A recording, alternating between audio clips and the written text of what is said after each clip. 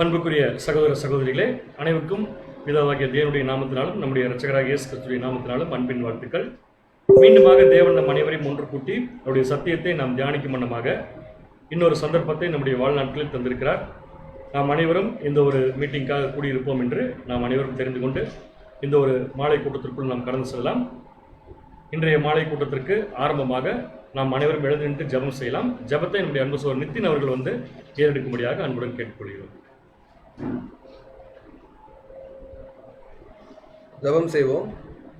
தாம் ஒருவராய் சாவாமல் எல்லோரும் ஒருவரும் சேரக்கூடாத ஒளியில் வாசம் பண்ணுகிறதான எங்கள் யாவை என்னும் திருநாமம் கொண்டுள்ள ஒன்றான பரம தகப்பனே, தேவரே நம்முடைய மிகுந்த இரக்கத்தினாலும் கிருபையினாலும் தகப்பனே, இதுவரையிலும் நாங்கள் உயிரோடு காக்கப்பட்டு எங்களுடைய எல்லா விதமான பாவத்தையும் கூட தேவரின் மன்னித்து இந்த ஒரு நாளிலும் சகோதரர்களாகவும் நாங்கள் ஒன்று கூடி உம்முடைய வேதத்தில் இருக்கக்கூடிய மகத்துவமான காரியங்களை இப்பொழுது நாங்கள் தியானிக்க இருக்கிறோம் தகப்பனே. சகோதர வாயிலாக நீ அறிவிக்கக்கூடிய ஒவ்வொரு காரியத்தையும் கூட தகப்பனே, உம்முடைய பரிசுத்தாவின் துணையோடு கூட நாங்கள் எங்கள் மனதில் பதிவு வைத்துக் கொண்டு இனி வரக்கூடிய நாட்களிலே அந்த குணாதிசயங்களை எங்களுடைய வாழ்க்கையிலே நாங்கள் அபியாசப்படுத்த தேவரே தாமே எங்களுக்கு தேவையான பரிசுத்தாவியை இது போல ஒவ்வொரு நாளும் தர வேண்டுமே கூட முடித்தில் கெஞ்சுகிறோம் தகப்பனே. இப்பொழுதும் தகப்பனே, இந்த கூட்டம் துவக்கம் முதல் முடிவு மட்டும் உமது தெய்வீக பிரசன்னம் எங்களோடு இருந்து எங்களை சகல சத்தியத்துக்குள்ளாக வழிநடத்த வேண்டுமாய் இந்த ஒரு சிறிய வேண்டுதலையும் விண்ணப்பத்தையும் எங்களுடைய வழியும் சத்தியமும் ஜீவனுமா இருக்கின்ற எங்கள் ஆண்டவராக இயேசு கிறிஸ்து மூலமாக எடுக்கிறோம். அன்பின் பரலோக பிதாவே. அனைவரும் அமரலாம். இன்றைய நாளுக்குரிய வேத பாடத்திற்குள் நாம் கடந்து செல்லலாம். பாடத்துடைய தலைப்பு என்னன்னு சொல்லி பார்த்தீங்கன்னா 7 தூண்கள் என்ற தலைப்பின் கீழ் நம்முடைய அன்பு சகோதரர் வினோத் பாபு அவர்கள் நம்முடைய தூது கொடுக்க இருக்கிறார். அவரை அனைவர் சார்பாகவும் அன்புடன் அழைக்கிறோம்.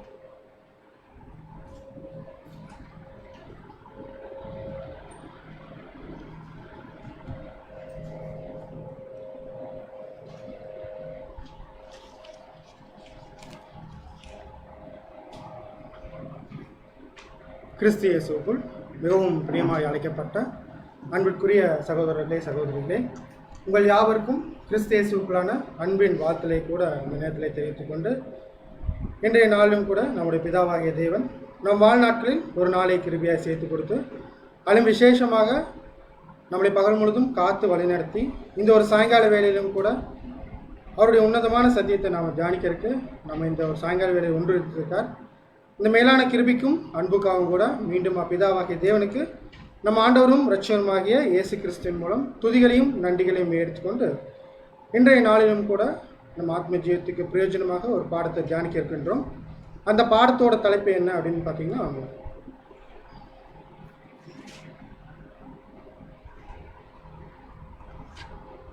7 தூண்கள் அப்படிங்கிற ஒரு தலைப்பின் கீழே நம்ம என்ன பண்ண போகிறோம்னு பார்த்தீங்கன்னா ஒரு சத்திய பாடத்தை நம்ம தியானிக்க போகிறோம். ஸோ நம்ம இன்றைக்கி பார்த்தீங்கன்னா தொடர்ந்து நம்ம பார்த்தீங்கன்னா டெய்லி நம்ம எல்லாம் பார்த்தீங்கன்னா ஒரு சப்ஜெக்ட்ஸ் டெய்லியும் கேட்டுகிட்டே இருக்கோம் இல்லைங்களா. இந்த சப்ஜெக்ட்ஸோட அவுட்கம் என்னவா இருக்குன்னு பார்த்தீங்கன்னா கடைசியாக சகோதரர் எப்போவுமே என் பண்ணுறப்ப எப்படி முடிப்பான்னு பார்த்தீங்கன்னா இந்த ஒரு விஷயத்தில் நமக்கு என்ன பாடம் அப்படிங்கிறத பார்த்தீங்கன்னா கடைசியாக சொல்லி முடிப்பாங்க. ஸோ எல்லா சப்ஜெக்ட்லேயுமே நமக்கு என்ன இருக்குன்னு பார்த்தீங்கன்னா ஏதோ ஒரு பாடம் என்ன இருக்குன்னு பார்த்தீங்கன்னா நமக்கு இருக்கும் அப்படின்னு சொல்லி பார்க்கணும்.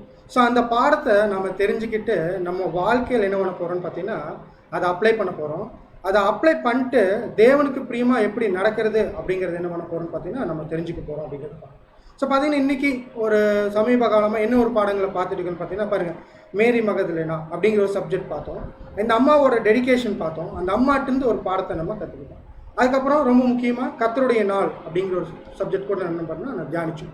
ஸோ கர்த்தருடைய நாளில் நம்ம என்ன தெரிஞ்சுக்கிட்டோம்னு பார்த்தீங்கன்னா கர்த்தருடைய நாள் அப்படிங்கிறது எப்படி இருக்கும் அப்படிங்கிற விஷயத்துக்கு கூட பார்த்தீங்கன்னா சகோதரர் என்ன பண்ணார் பார்த்தீங்கன்னா எடுத்து சொன்னாருன்னு சொல்லி அதுலேயும் கடைசியில் என்ன இருக்குன்னு பார்த்தீங்கன்னா அந்த நாளுக்குள்ளே நம்ம போய் சேரணும், அவருடைய ராஜ்யத்துக்குள்ளே போய் சேரணும்னா நம்ம என்ன குணலட்சணங்கள் காமிக்கணும் அப்படிங்கிறது என்ன பண்ணார் பார்த்தீங்கன்னா கடைசியாக சொல்லி முடித்தார். அப்புறம் நம்ம அன்பு சகோதரர் ஜேம்ஸ் பாஸ்கர் அவர்கள் பார்த்தீங்கன்னா சந்தோஷமாக இருங்கள் அப்படிங்கிற ஒரு சப்ஜெக்ட் எடுத்தார். அப்புறம் கிபியோனியர்கள், இது மாதிரி நிறைய பாடங்கள் நம்ம பார்த்தோம். ஆனால் கடைசியாக அதை என் பண்ணுறப்ப என்ன பண்ணணும்னு பார்த்தீங்கன்னா இதில் நமக்கு என்ன பாடம் அப்படிங்கிறத பார்த்தீங்கன்னா கடைசியாக என்ன பண்ணணும்னு பார்த்தீங்கன்னா பார்த்து முடிக்க ஒரு சப்ஜெக்ட்ஸாக இருந்துச்சு.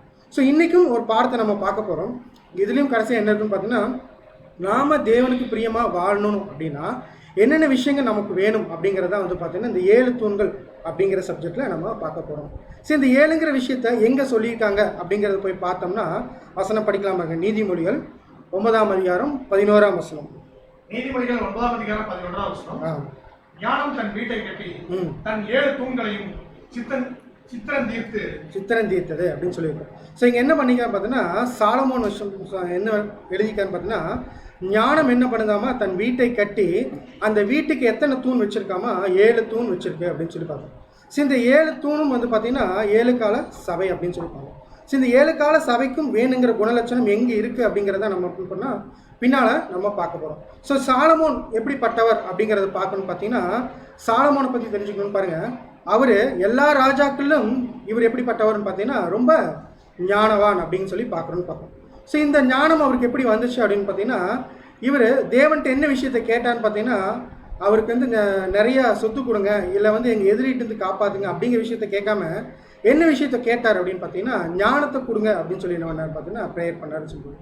ஸோ இந்த விஷயம் யாருக்கு ரொம்ப பிடிச்சிருந்துச்சின்னு பார்த்தீங்கன்னா பிதாவாகிய தேவனுக்கு என்ன ரொம்ப பிடிச்சிருந்துச்சுன்னு சொல்லி பார்க்கணும். ஸோ அவர் இந்த ப்ரேயரை பார்க்குறாரு, அவருடைய இருதயத்தின் எண்ணத்தையும் பார்க்குறாரு. இது ரெண்டும் எப்படி இருக்குன்னு பார்த்தீங்கன்னா மேட்ச் ஆயிரு. அப்போ ரியலாகவே என்ன பண்ணிக்கிறேன்னு பார்த்தீங்கன்னா நான் வந்து இந்த ஜனங்களை வழி நடத்துறதுக்கு என்ன வேணும், எனக்கு ஞானம் வேணும். அந்தளவுக்கு நான் யாரும் இல்லை, ஞானவான் இல்லை. அந்த ஞானத்தில் என்ன பண்ணுங்கன்னு பார்த்தீங்கன்னா ஜாஸ்தியாக கொடுங்க அப்படின்னாரு.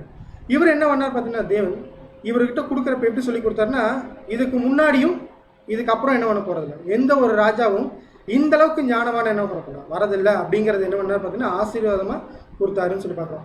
அந்த சாலமோனுடைய அரசாட்சி கூட எப்படி இருந்துச்சுன்னு பார்த்தீங்கன்னா நம்ம அன்பு சகோதரர் நித்தின் அவர்கள் வந்து பார்த்தீங்கன்னா தெளிவாக எடுத்து உடைத்தாருன்னு சொல்லுவோம். ஸோ அப்படிப்பட்ட ஒரு ஞானவான் என்ன விஷயத்த சொல்கிறான்னு பார்த்தீங்கன்னா ஞானம் எப்படி பண்ணால் ஒரு வீட்டை கட்டுதாமா அந்த வீட்டுக்கு எத்தனை தூண் இருக்காமா 7 தூண் இருக்குது அப்படின்னு சொல்லிப்பாங்க. ஸோ இவர் இந்த விஷயத்தை எழுதிட்டாரு. ஆனால் இதுக்கப்புறம் இவரிலும் பெரியவர் ஒருத்தர் வரார். அவர் வந்து என்ன விஷயத்த சொல்கிறாருன்னு பாருங்க. மத்தேயு 12ஆம் அதிகாரம் 42ஆம் வசனம். மத்தேயு 12ஆம் அதிகாரம் 42ஆம் வசனம். தென் தேசத்து ராஜஸ்திரீ பூமியின் எல்லைகளிலிருந்து சாலமோனுடைய ஞானத்தை கேட்க வந்தால் இதோ சாலமோனிலும் பெரியவர் இங்கே இருக்கிறார். ஆதலால் நியாய தீர்ப்பு நாளிலே அந்த ராஜஸ்திரீ இந்த சந்ததியாரோடிலிருந்து நின்று இவர்கள் மேல் குற்றம் சுமத்துவார். பாருங்க, இப்போ சாலமோனிலும் ஞானவான் இங்க இருக்கிறாருன்னு சொல்லி பார்க்கணும். ஸோ அப்போ சாலமோனிலும் ஞானவான் இருக்கு யாரை பற்றி பேசிட்டு இருக்காருன்னு பார்த்தீங்கன்னா நம்முடைய ஆண்டவராகிய இயேசு கிறிஸ்துன்னு சொல்லிப்பாங்க. ஸோ இவர் என்ன பண்ணிக்காருன்னு பார்த்தீங்கன்னா இந்த 7 கால சபைக்கும் என்ன விஷயத்த சொல்லி கொடுத்தாரா அப்படின்னு பார்த்தீங்கன்னா இல்லை, என்ன பண்ணாருன்னா வாழ்ந்து காமிச்சிட்டு போயிட்டார். எப்படி ஒரு சபையாகக்கூடிய ஒரு குணலட்சணம் இருக்கணும் அப்படிங்கிறத இவர் என்ன பண்ணார்னா வாழ்ந்து காமிச்சிட்டு போனாருன்னு சொல்லிட்டு. ஸோ இவர் வாழ்ந்த காலத்தில் இவங்ககிட்ட யார் கற்றுக்கிட்டாங்க அப்படின்னு பார்த்தீங்கன்னா அவருடைய சீஷர்கள். அவருடைய சீஷர்கள் இவர்கிட்ட என்ன கற்றுக்கிட்டாங்கன்னா இந்த ராஜ்யத்தின் சுவிசேஷத்தை கற்றுக்கிட்டாங்க. அதே மாதிரி என்னென்ன கேரக்டர் நம்ம காமிக்கணும் அப்படிங்கிறது என்ன பண்ணிட்டாங்கன்னு பார்த்தீங்கன்னா கற்றுக்கிட்டாங்க அப்படின்னு சொல்லி பார்ப்போம். ஸோ இவர் தான் முக்கியமாக ஒருத்தர் யாருன்னு பார்த்தீங்கன்னா பேதுரு சொல்லலாம். ஸோ பேதுரு வந்து இவர்கிட்ட வந்து பார்த்தீங்கன்னா நிறைய திட்டு வாங்கினது இவர் தான், அப்ரிஷியேஷன் வாங்கினது இவர் தான் சொல்லுவோம். ஸோ இவர்கிட்ட கற்றுக்கிட்ட விஷயத்துல அதுக்கப்புறம் அவர்கிட்ட வாங்கின பரிசுத்தாவி வச்சுட்டு ஒரு விஷயத்தை எழுதுறாரு. அதில் தான் என்ன விஷயத்த சொல்கிறேன்னு பார்த்தீங்கன்னா சபைக்கு தேவையான 7 குணலட்சணம் என்ன பண்ணுறான்னு பார்த்தீங்கன்னா சொல்கிறாருன்னு சொல்லி பார்க்குறோம். வசனம் படிக்கலாம். 2 பேதுரு 1ஆம் அதிகாரம் 5 முதல் 7 வசனங்கள். 2 பேதுரு 1ஆம் அதிகாரம் 5 முதல் 7 வசனங்கள் வரை. இப்படி இருக்க நீங்கள் அதிக ஜாக்கிரதை உள்ளவர்களாய் உங்கள் விசுவாசத்தோட தைரியத்தையும் தைரியத்தோட ஞானத்தையும் ஞானத்தோட இச்சையடக்கத்தையும் இச்சையடக்கத்தோட பொறுமையையும் பொறுமையோட தேவபக்தியையும் தேவபக்தியோட சகோதர சிநேகத்தையும் சகோதர சிநேகத்தோட அன்பையும் கூட்டி வளர்க்குங்க. இப்ப பாத்தீங்கன்னா இவர் என்ன பண்றாரு பாத்தீங்கன்னா 7 விஷயங்கள் சொல்றாரு. நீங்க எண்ணிருப்பீங்கன்னு நினைக்கிறேன். அப்ப அந்த 7 விஷயத்தை எப்படி ஸ்டார்ட் பண்றாருன்னா விசுவாசத்தோட நீங்க ஃபர்ஸ்ட் என்ன ஆட் பண்ணுங்கன்னா தைரியத்தை ஆட் பண்ண சொல்றாரு. தைரியம் அப்படிங்கிற விஷயத்தோட ஞானம் ஆட் பண்ண சொல்றாரு. ஞானத்தோட என்ன பண்ண சொல்றாருன்னா இச்சையடக்கத்தை ஆட் பண்ண சொல்றாரு. இச்சையடக்கத்தோட பொறுமையை ஆட் பண்ண சொல்றாரு. பொறுமையோட என்ன விஷயத்தை ஆட் பண்ண சொல்றேன்னா தேவ பக்தி ஆட் பண்ண சொல்றாரு. தேவ பக்தியோட சகோதர சிநேகம், சகோதர சிநேகத்தோட அன்பையும் கூட்டி வழங்கும். ஸோ என்ன பண்றப்ப கடைசி அன்புல முடிக்கிறாரு அப்படின்னு சொல்லுவோம். ஸோ இது எல்லா விஷயத்தையும் அவர் என்ன பண்ணா இது எல்லாத்தையும் வச்சுக்கோங்க அப்படின்னு சொல்ல இது கூட இது வேணும். அதாவது தைரியம் இருக்குன்னா அது கூட என்ன வேணும், ஞானம் வேணும். ஞானம் இருக்குன்னு அது கூட என்ன வேணும்னா இச்சையடக்கம் வேணும். அப்போ இச்சையடக்கம் இருக்குன்னு இன்னொன்று என்ன வேணும்னா பொறுமை வேணும். பொறுமை கூட என்ன வேணும், தேவபக்தி வேணும். தேவபக்தியோட சகோதர சிநேகம் வேணும். சகோதர சிநேகத்தோட அன்பு. இப்போ இது எதுலையும் வந்து பார்த்தீங்கன்னா எதுவுமே குறைஞ்சது இல்லை. இவர் எப்படி சொல்கிறாருன்னா எல்லாமே ஈக்குவலாக இருக்கும் அப்படிங்கிற விஷயத்த எப்படின்னா கூட கூட கூட நன்வெட்டுக்கார் பார்த்தீங்கன்னா ஆட் பண்ணிட்டே போயிட்டோம். அப்போ இது ஏதாவது விஷயம் குறைவாக இருக்கணும்னா எந்த விஷயம் என்ன பண்ணக்கூடாது, குறைவாக இருந்துடக்கூடாது அப்படிங்கிற விஷயத்த என்ன பண்ணுறாரு பார்த்தீங்கன்னா ஸ்ட்ரெஸ் பண்ணுறாரு. அதனால தான் என்ன பண்ணுறாரு பார்த்தீங்கன்னா ஒவ்வொரு விஷயத்தும் கூட என்ன பண்ணுங்கன்னா இதை ஆட் பண்ணுங்க அப்படிங்கிறத சொல்லிட்டு இருக்கிறாங்க. இப்போ நமக்கே தெரியும் நம்ம என்ன பண்ணிட்டு இருக்கோம்னு பார்த்தீங்கன்னா ஆவிக்கேற்ற மாளிகை என்ன பண்ணிட்டு இருக்கிறோம், கட்டிட்டு வந்துட்டு இருக்கிறோம். இப்போ இந்த கட்டிட்டு வந்துட்டு இருக்கிறதுக்கு 7 தூண் வேணுங்களா வேணாங்களா? அப்போ தூண் தான் என்னன்னு பார்த்தீங்கன்னா ஒரு பில்டிங்கை தாங்கக்கூடிய ஒரு விஷயம் அப்படி சொல்லுவார். இந்த பில்டிங்கை தாங்கக்கூடிய 7 விஷயத்தை தான் இங்கே என்ன பண்ணிக்கான்னு பார்த்தீங்கன்னா 7 குணலட்சணமாக இங்கே யார் சொல்லி கொடுத்துருக்கான்னு பார்த்தீங்கன்னா பேதுரு என்ன பண்ணிக்கான்னு பார்த்தீங்கன்னா சொல்லி கொடுத்துருக்கான்னு. இந்த விஷயத்த நம்ம என்ன பண்ண போகிறோம்னு பார்த்தீங்கன்னா தொடர்ந்து நாம் பார்க்க போகிறோம். அந்த 7 விஷயத்தை திரும்ப பிபிடியில் பார்த்தலாம். தைரியம், ஞானம், இச்சையடக்கம், பொறுமை, தேவபக்தி, சகோதர சிநேகம், அன்பு. இந்த 7 விஷயத்தை குறித்து தான் என்ன பண்ண போகிறோம்னு பார்த்தீங்கன்னா ஒவ்வொரு விஷயமும் எதை குறிக்குது, இதில் எது எப்படி இருக்கணும் அப்படிங்கிறத என்ன பண்ண போகிறோம்னு பார்த்தீங்கன்னா தொடர்ந்து நம்ம தியானிக்க போகிறோம். இந்த 7ம் கடைசியாக எதுக்கு தான் அப்படின்னு வந்து பார்த்தீங்கன்னா நாம் ஜீவனுள்ள தேவனுக்கு ஆலயமாக கட்டப்பட்டு வந்துட்டு இருக்கிறோம். அந்த ஆலயத்துக்கு என்ற தூண்களை என்ன பண்ண போகுது, இந்த ஒரு 7 விஷயம் என்ன பண்ண போகுதுன்னா நமக்கு சப்போர்ட் பண்ண போகுது. அந்த சப்போர்ட் பண்ணுற 7 விஷயத்தை தான் தனித்தனி என்ன பண்ண போகிறோம்னு பார்த்தீங்கன்னா தைரியம் அப்படின்னா எப்படி இருக்கணும், ஞானம் அப்படின்னா தேவன் எதிர்பார்க்குற ஞானத்தில் எப்படி இருக்கணும், இச்சையடக்கம் எப்படி இருக்கணும், பொறுமை எப்படி இருக்கணும், தேவபக்தி எப்படி இருக்கணும், சகோதர சிநேகம் எப்படி இருக்கணும், அன்பு எப்படி இருக்கணும், இப்படிங்கிற ஒவ்வொரு விஷயத்தையும் என்ன பண்ண போகிறோன்னு பார்த்தீங்கன்னா தனித்தனியாக எடுத்து என்ன பண்ண போகிறோன்னு பார்த்தீங்கன்னா நம்ம படிக்க போகிறோம் அப்படின்னு சொல்லி பார்க்கலாம். ஸோ ஃபஸ்ட்டு விஷயம் எதில் ஸ்டார்ட் பண்ணலாம் அப்படின்னு பார்த்தீங்கன்னா தைரியம். ஸோ தைரியம் அப்படின்னா நமக்கு எல்லாத்துக்குமே தைரியமாக நின்று பேசுறது, தைரியமாக போய் சொல்கிறது, அப்படிப்பட்ட விஷயங்களா அப்படின்னா இங்கே தைரியம் அப்படின்னு பேதுரு எழுதுனதை நம்ம ஒரு டிரான்ஸ்லேஷன், அதாவது இங்கிலீஷ் டிரான்ஸ்லேஷனில் போய் பார்த்தோம்னா அதுக்கு வேற ஒரு வேர்டு கொடுத்துருக்காங்க. அப்போ தேவன் எதிர்பார்க்குற விஷயம் தைரியம் இல்லை, வேற ஒரு விஷயம். அப்படின்னா அந்த விஷயம் என்ன அப்படிங்கிற நம்ம உள்ளே போய் பார்க்கலாம். பாருங்கள், தைரியம் அப்படிங்கிற இடத்துல இன்னொரு விஷயம் குறிப்பிட்டிருக்காங்க இங்கிலீஷ் பைபிளில் அப்படின்னு பார்த்தீங்கன்னா விர்ச்சு அப்படிங்கிற ஒரு வேர்டு தான் என்ன பண்ணப்பட்டிருக்குன்னா கொடுக்கப்பட்டிருக்கு அப்படின்னு சொல்லி பார்க்கலாம். ஸோ அந்த விர்ச்சு அப்படிங்கிற வேர்டுக்கு தமிழ் மீனிங் என்ன அப்படின்னு நம்ம உள்ளே போய் பார்த்தோம்னா அதுக்கு என்ன ஒரு தமிழ் மீனிங் கொடுத்துருக்காங்க அப்படின்னு பார்த்தீங்கன்னா நல் ஒழுக்கம். ஸோ அதை இங்கே பேதுரு ஸ்ட்ரெஸ் பண்ணக்கூடிய விஷயம் என்னன்னு பார்த்தீங்கன்னா இவர் தைரியத்தை பற்றி பேசிட்டு இல்லை, தைரியம் இல்லை, நீங்கள் என்ன வேணும் உங்களுக்கு அப்படின்னா நல் ஒழுக்கம் வேணும் அப்படிங்கிற விஷயத்த என்ன பண்ணிக்கான்னு பார்த்தீங்கன்னா ஃபஸ்ட்டு ஆட் பண்ணிக்காரு. அப்போ விசுவாசத்தோட தைரியம் இல்லை, விசுவாசத்தோட என்ன வேணும், நல்லொழுக்கம் வேணும் அப்படின்னு சொல்லுவாங்க. ஸோ இந்த நல்லொழுக்கம் விஷயத்த இன்னும் கொஞ்சம் டீப்பாக நம்ம போய் அனலைஸ் பண்ணணும்னு வச்சுக்கோங்களேன். அதுக்கு என்ன வருதுன்னு பார்த்தீங்கன்னா நேர்மை, அதாவது இன்டெகிரிட்டி, சின்சியாரிட்டி அப்படிங்கிற விஷயம் என்ன வருதுன்னு பார்த்தீங்கன்னா வருது அப்படின்னு சொல்லி பார்க்கலாம். அப்போ பேதுரு இங்கே ஸ்ட்ரெஸ் பண்ணக்கூடிய விஷயம் என்னன்னு பார்த்தீங்கன்னா நம்மகிட்ட சின்சியாரிட்டி எதிர்பார்க்குறாரு, இன்டெகிரிட்டி எதிர்பார்க்குறாரு அப்படின்னு சொல்லி பார்க்குறோம். ஸோ இந்த குணலட்சணம் தான் எதுக்கு வேணும்னு பார்த்தீங்கன்னா ஃபஸ்ட்டு தூண், அதை வச்சு பார்க்க போகிறோம் அப்படின்னு சொல்லி பார்க்குறோம். ஸோ இந்த குணலட்சணம் வேறு இந்த பைபிளில் வேறு யாராச்சும் காமிச்சிருக்காங்களா அப்படின்னு சொல்லி பார்த்தா நிறைய பேர் என்ன பண்ணியிருக்காங்கன்னு பார்த்தீங்கன்னா காமிச்சிருக்காங்க. ஆனால் நம்ம ஒருத்தர் எடுத்து பார்க்க போகிறோம் இன்றைக்கி. யாருன்னு பார்த்தீங்கன்னா தானியேல். தானியேல் பற்றி தான் நம்ம பார்க்க போகிறோம். வசனம் படிக்கலாம். தானியேல் 1ஆம் அதிகாரம் 8ஆம் வசனம். தானியேல் 1ஆம் அதிகாரம் 8ஆம் வசனம். தானியேல் ராஜாவின் போஜனத்தினாலும் அவர் பானம் பண்ணும் திராட்சரசத்தினாலும் தன்னை தீட்டுப்படுத்தலாகாதென்று தன் இருதயத்தில் தீர்மானம் பண்ணிக்கொண்டு தன்னை தீட்டுப்படுத்தாதபடி பிரதானிகளின் தலைவனிடத்தில் வேண்டிக் கொண்டார். இப்ப என்ன பண்றாரு பார்த்தீங்கன்னா தானியேல் இப்ப எங்க கைதியா கொண்டு போகப்பட்டிருக்கான்னு பார்த்தீங்கன்னா பாபிலோன் தேசத்துக்கு என்ன பண்ணிருக்கான்னு பார்த்தீங்கன்னா கைதியா கொண்டு போயிட்டு இருக்காரு. இப்போ நேபுகாத்நேச்சர் இவர் என்ன பண்ணிக்கிறான்னு பார்த்தீங்கன்னா சிறை கைதியாக கொண்டு போயிட்டு இருக்கிறாரு. ஆனால் அவருடைய ஸ்பெஷல் கேரக்டர் என்னன்னு தெரியும். எல்லாத்தையும் என்ன பண்ண மாட்டாருன்னு பார்த்தீங்கன்னா சிறை கைதியாக யூஸ் பண்ண மாட்டார். அவங்களில் யார் பெஸ்ட் பீப்புளோ அவங்கள எடுத்து என்ன பண்ணார் பார்த்தீங்கன்னா தன்னுடைய ராஜ்யத்துக்கு என்ன பண்ணுவார் யூஸ் பண்ணுவாருன்னு சொல்லி பார்க்கலாம். ஸோ தன்னுடைய ராஜ்யத்துக்கு யூஸ் பண்ணோம்னா அவர் சும்மாலாம் யூஸ் பண்ண முடியாது. ஏன்னா அந்த ராஜ்யத்துக்குரிய விஷயங்களை சொல்லிக் கொடுத்தா தானே அவங்க அந்த ராஜ்யத்தை பற்றி தெரிஞ்சுக்க முடியும். ஸோ அந்த ராஜ்யத்துக்குரிய விஷயங்களை சொல்லிக் கொடுக்கறதுக்கு அவங்களுக்கு 1 வருஷம் என்ன கொடுப்பாருன்னு பார்த்தீங்கன்னா இப்போ நம்ம கம்பெனியில் அப்ரெண்டிஸ் ட்ரைனிங் கொடுக்குறாங்க, அந்த மாதிரி என்ன பண்ணுவார் ட்ரைனிங் கொடுப்பாரு அப்படின்னு சொல்லி பார்க்கலாம். ஸோ ட்ரைனிங் கொடுத்ததுக்கு அப்புறம் தான் என்ன பண்ணுவாராமா தன்னுடைய ராஜ்யத்தில் அவங்களோட ஞானத்துக்கு தகுந்த மாதிரி ஒரு பிளேஸை சூட் பண்ணுவாராம். இப்போ இந்த விஷயம் ட்ரைனிங் போயிட்டு இருக்கிறப்போ இவர் எதுக்குள்ளே வர போகிறாருன்னு பார்த்தீங்கன்னா அந்த ஒரு பாபிலோன் ராஜ்யத்துக்குள்ளே வரப்போகிறார். அப்போ அவர் எதுவும் தெரிஞ்சுக்கணும்னு பார்த்தீங்கன்னா பாபிலோனில் உணவுக்கும் என்ன பண்ணிக்கணும், அவர் பழக்கப்பட்டிருக்கணும் அப்படிங்கிற விஷயத்த அவர் என்ன பண்ணிக்காருன்னு பார்த்தீங்கன்னா ஒரு கல்ச்சராகவே வச்சிருக்காரு. இதுக்கு இப்போ யாரையும் உட்படுத்துறாங்கன்னு பார்த்தீங்கன்னா தானியேலும் அவருடைய 3 நண்பர்களும் என்ன பண்ணுறான்னு பார்த்தீங்கன்னா இங்கே கொண்டு வராங்க. அவங்கள எப்படி பார்க்குறாருன்னா இவங்க பார்த்தீங்கன்னா இவங்ககிட்ட ஒரு ஸ்பெஷல் கேரக்டர் இருக்குன்னு சொல்லி அவங்கள செலக்ட் பண்ணி என்ன பண்ணுறான்னு பார்த்தீங்கன்னா என்னுடைய ராஜ்யத்துக்கு ஏற்ற குணலட்சணம் இவங்ககிட்ட இருக்குது, நான் என்ன பண்ணுறேன்னு பார்த்தீங்கன்னா இவங்களை செலக்ட் பண்ணி இவங்களுக்கு ட்ரைனிங் கொடுக்குறேன் அப்படின்னு சொல்லிட்டு இவங்களுக்கு ட்ரைனிங் கொடுக்குறாங்க. ட்ரைனிங் கொடுக்குறப்ப அவங்களுக்கு சாப்பிட்றதுக்கு என்ன கொடுக்குறாங்கன்னு பார்த்தீங்கன்னா பாபிலோன் கல்ச்சரில் இருக்கிற சாப்பாடு என்ன பண்ணுறாங்கன்னு கொடுக்குறாங்க அப்படின்னு சொல்லுவாங்க. ஆனால் இது யார் வேணான்னு சொல்கிறாங்க தெரியுங்களா? தானியேலும் அவன் ஃப்ரெண்ட்ஸ் என்ன பண்ணுறாங்கன்னா வேணான்னு சொல்கிறாங்க. இப்போ ஏன் வேணான்னு சொல்கிறாங்க அப்படிங்கிறத நம்ம அனலைஸ் பண்ண இல்லையா? சும்மா ராஜாவோட சாப்பாடை வேணான்னு சொல்லுவாங்களா யாராச்சும்? ராஜாவோட சாப்பாடுன்னு எப்படி இருக்குன்னு பார்த்தீங்கன்னா ராஜ போஜனம்னாலே நமக்கு தெரியும் இல்லைங்களா, நிறைய வெரைட்டிஸ் இருக்கும். ஆனால் அந்த சாப்பாடு ஒருத்தர் வேணான்னு சொல்கிறாருன்னா கண்டிப்பாக அதில் என்ன இருக்குன்னு பார்த்தீங்கன்னா இவங்க எதிர்பார்க்காத ஒரு விஷயம் அதுக்குள்ளே இருக்குன்னு சொன்னேன். பாருங்க எங்கள் ரீப்ரின்ஸில் கொடுத்துருக்காங்க அந்த சாப்பாட்டில் என்ன இருந்துச்சுன்னு. நான் இங்கிலீஷ் இருக்கிறத மட்டும் படிக்கிறேன்.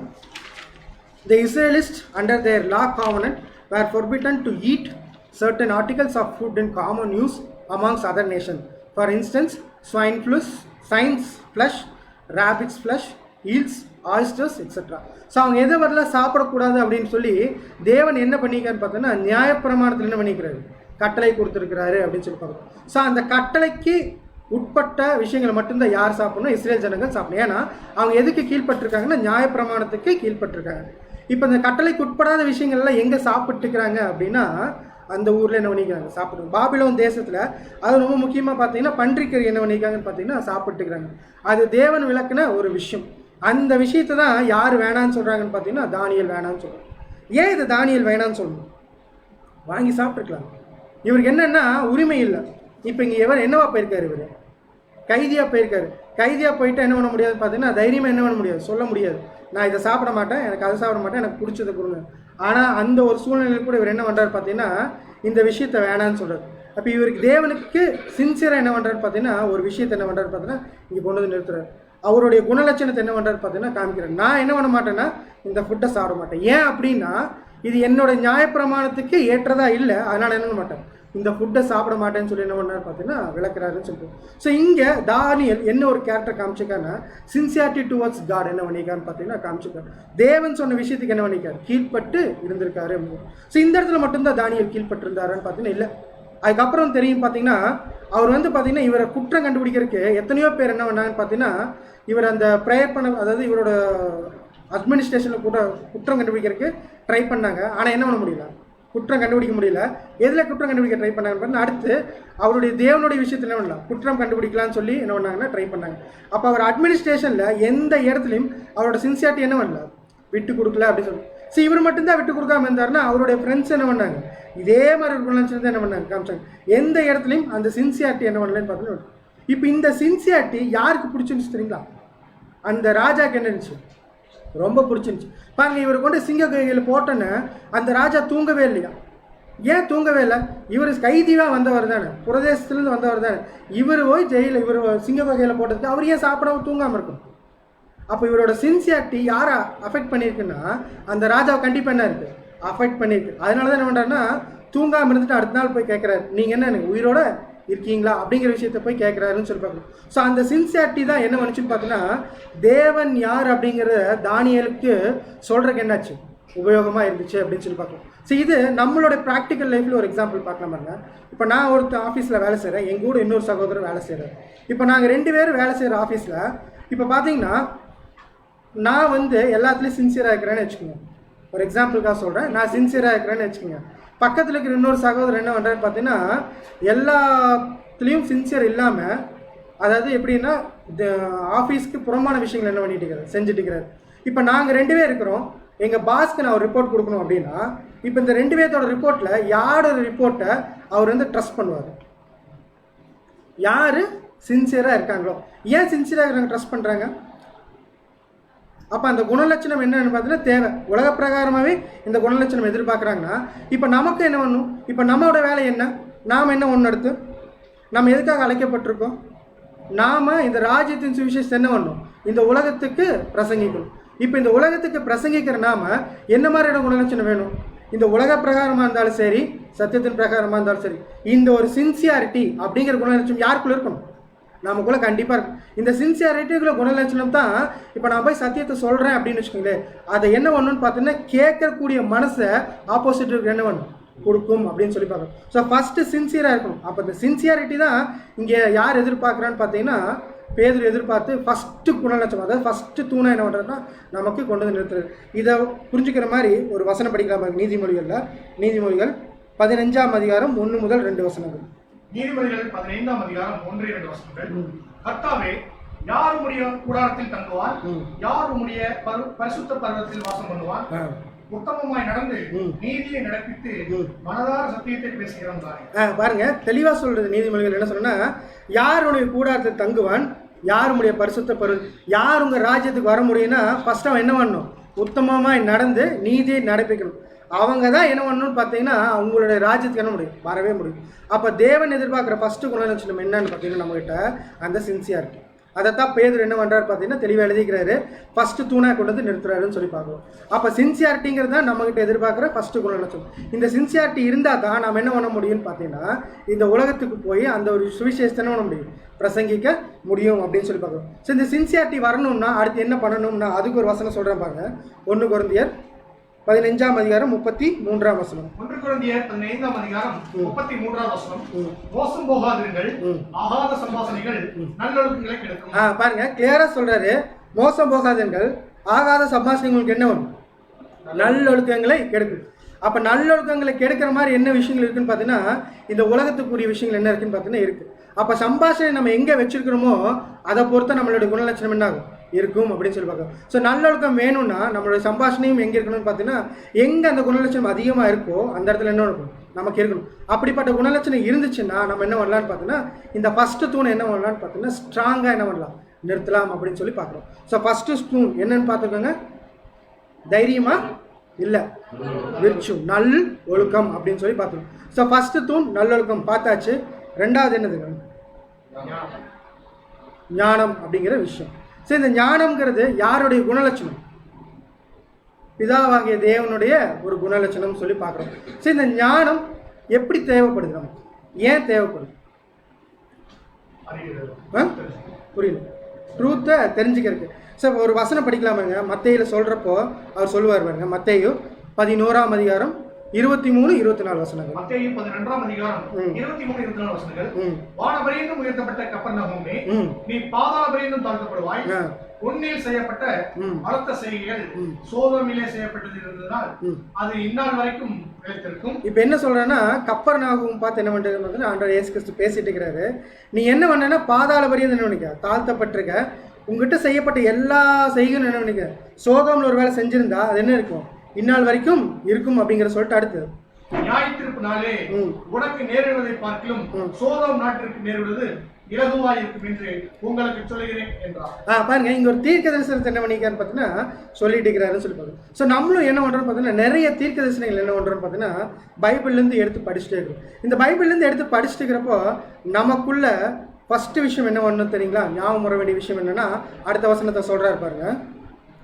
மத்தேயு 11ஆம் அதிகாரம் 25ஆவது வசனம்.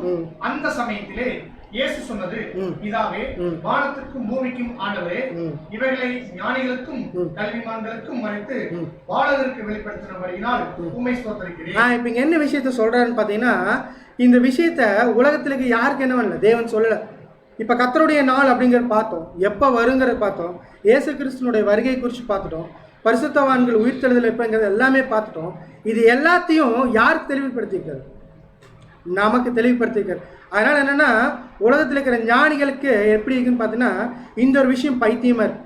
ஆனால் தேவன் என்ன சொல்றேன்னா இந்த விஷயம் எப்படி இருக்குன்னு பார்த்தீங்கன்னா நமக்கு தேவன் என்ன கிருபையாக கொடுத்துருக்காரு. இப்போ இது எதுக்கு கிருபையாக கொடுத்துருக்காருன்னா அவரை பற்றி நம்ம என்ன பண்ணிட்டு இருக்கிறோம், அதிகமாக தெரிஞ்சுட்டு இருக்கிறோம். தெரிஞ்சால் மட்டும் போதுமா அப்படின்னா இல்லை, அதற்குரிய குணலட்சணங்களை காமிச்சு அதுக்கடுத்து என்ன பண்ணணும்னு பார்த்தீங்கன்னா இந்த ஞானத்துக்குரிய விஷயங்களை அதிகமாக படித்து தெரிஞ்சுக்கிட்டு அவருக்கு ஏற்ற ஒரு அந்த ஒரு ராஜ்யத்துக்குரிய பிள்ளைகளாக நம்ம மாறணும். அதுக்கு தான் என்ன விஷயத்தை கொடுத்துட்டு இருக்கிறான்னு பார்த்தீங்கன்னா இந்த எல்லா விஷயத்தையும் தேவன் என்ன பண்ணியிருக்காரு பார்த்தீங்கன்னா நமக்கு கொடுத்துட்டு இருக்கிறாரு. அப்போ இந்த ஞானத்தை அதிகமாக தெரிஞ்சுக்கிட்டோம் நம்ம யாருடைய பிள்ளைகளாக மாறிட்டு இருக்கிறோம்னு பார்த்தீங்கன்னா தேவனுக்கு ஏற்ற பிள்ளைகளாகவும் கிறிஸ்துவுக்கு சீஷர்களாக என்ன பண்ணிட்டு இருக்கிறோம்னா மாறிட்டு இருக்கிறோம். இதை தான் நீதிமொழிகளை சொல்கிறேன் பாருங்க. நீதிமொழிகள் 3ஆம் அதிகாரம் 13ஆம் வசனம். நீதிமொழிகள் 3ஆம் அதிகாரம் 13ஆம் வசனம். ஞானத்தை கண்டடைகிற மனுஷனும் புத்தியை சம்பாதிக்கிற மனுஷனும் பாக்கியவான். ஞானத்தை கண்டடைகிற மனுஷனும் புத்தியை சம்பாதிக்கிற மனுஷனும் என்னன்னா பாக்கியவான். ஏன்னா இந்த ஞானமும் புத்தியும் என்ன பண்ண பார்த்தீங்கன்னா அவ்வளோ ஈஸியாக இருக்குன்னு கிடைச்சிடாது. அதை தான் முன்னாள் வசனத்தில் படித்தோம் பாருங்க. எத்தனையோ பேர் ராக்கெட் எல்லாம் கூட விட்டுட்டாங்க. ஆனால் எப்போ அந்த அவங்களோட உயிர்த்தெழுதல்னா என்ன, உயிர்த்தெழுதல் எப்படி இருக்கும், அதுக்கேற்ற குணலட்சணங்கள் என்ன அப்படிங்கிறது அவங்களுக்கு எல்லாத்துக்கும் தெரியும் தெரியாது. அப்போ அதை யாருக்கு தெரியப்படுத்தியிருக்கா, நமக்கு தெரியப்படுது.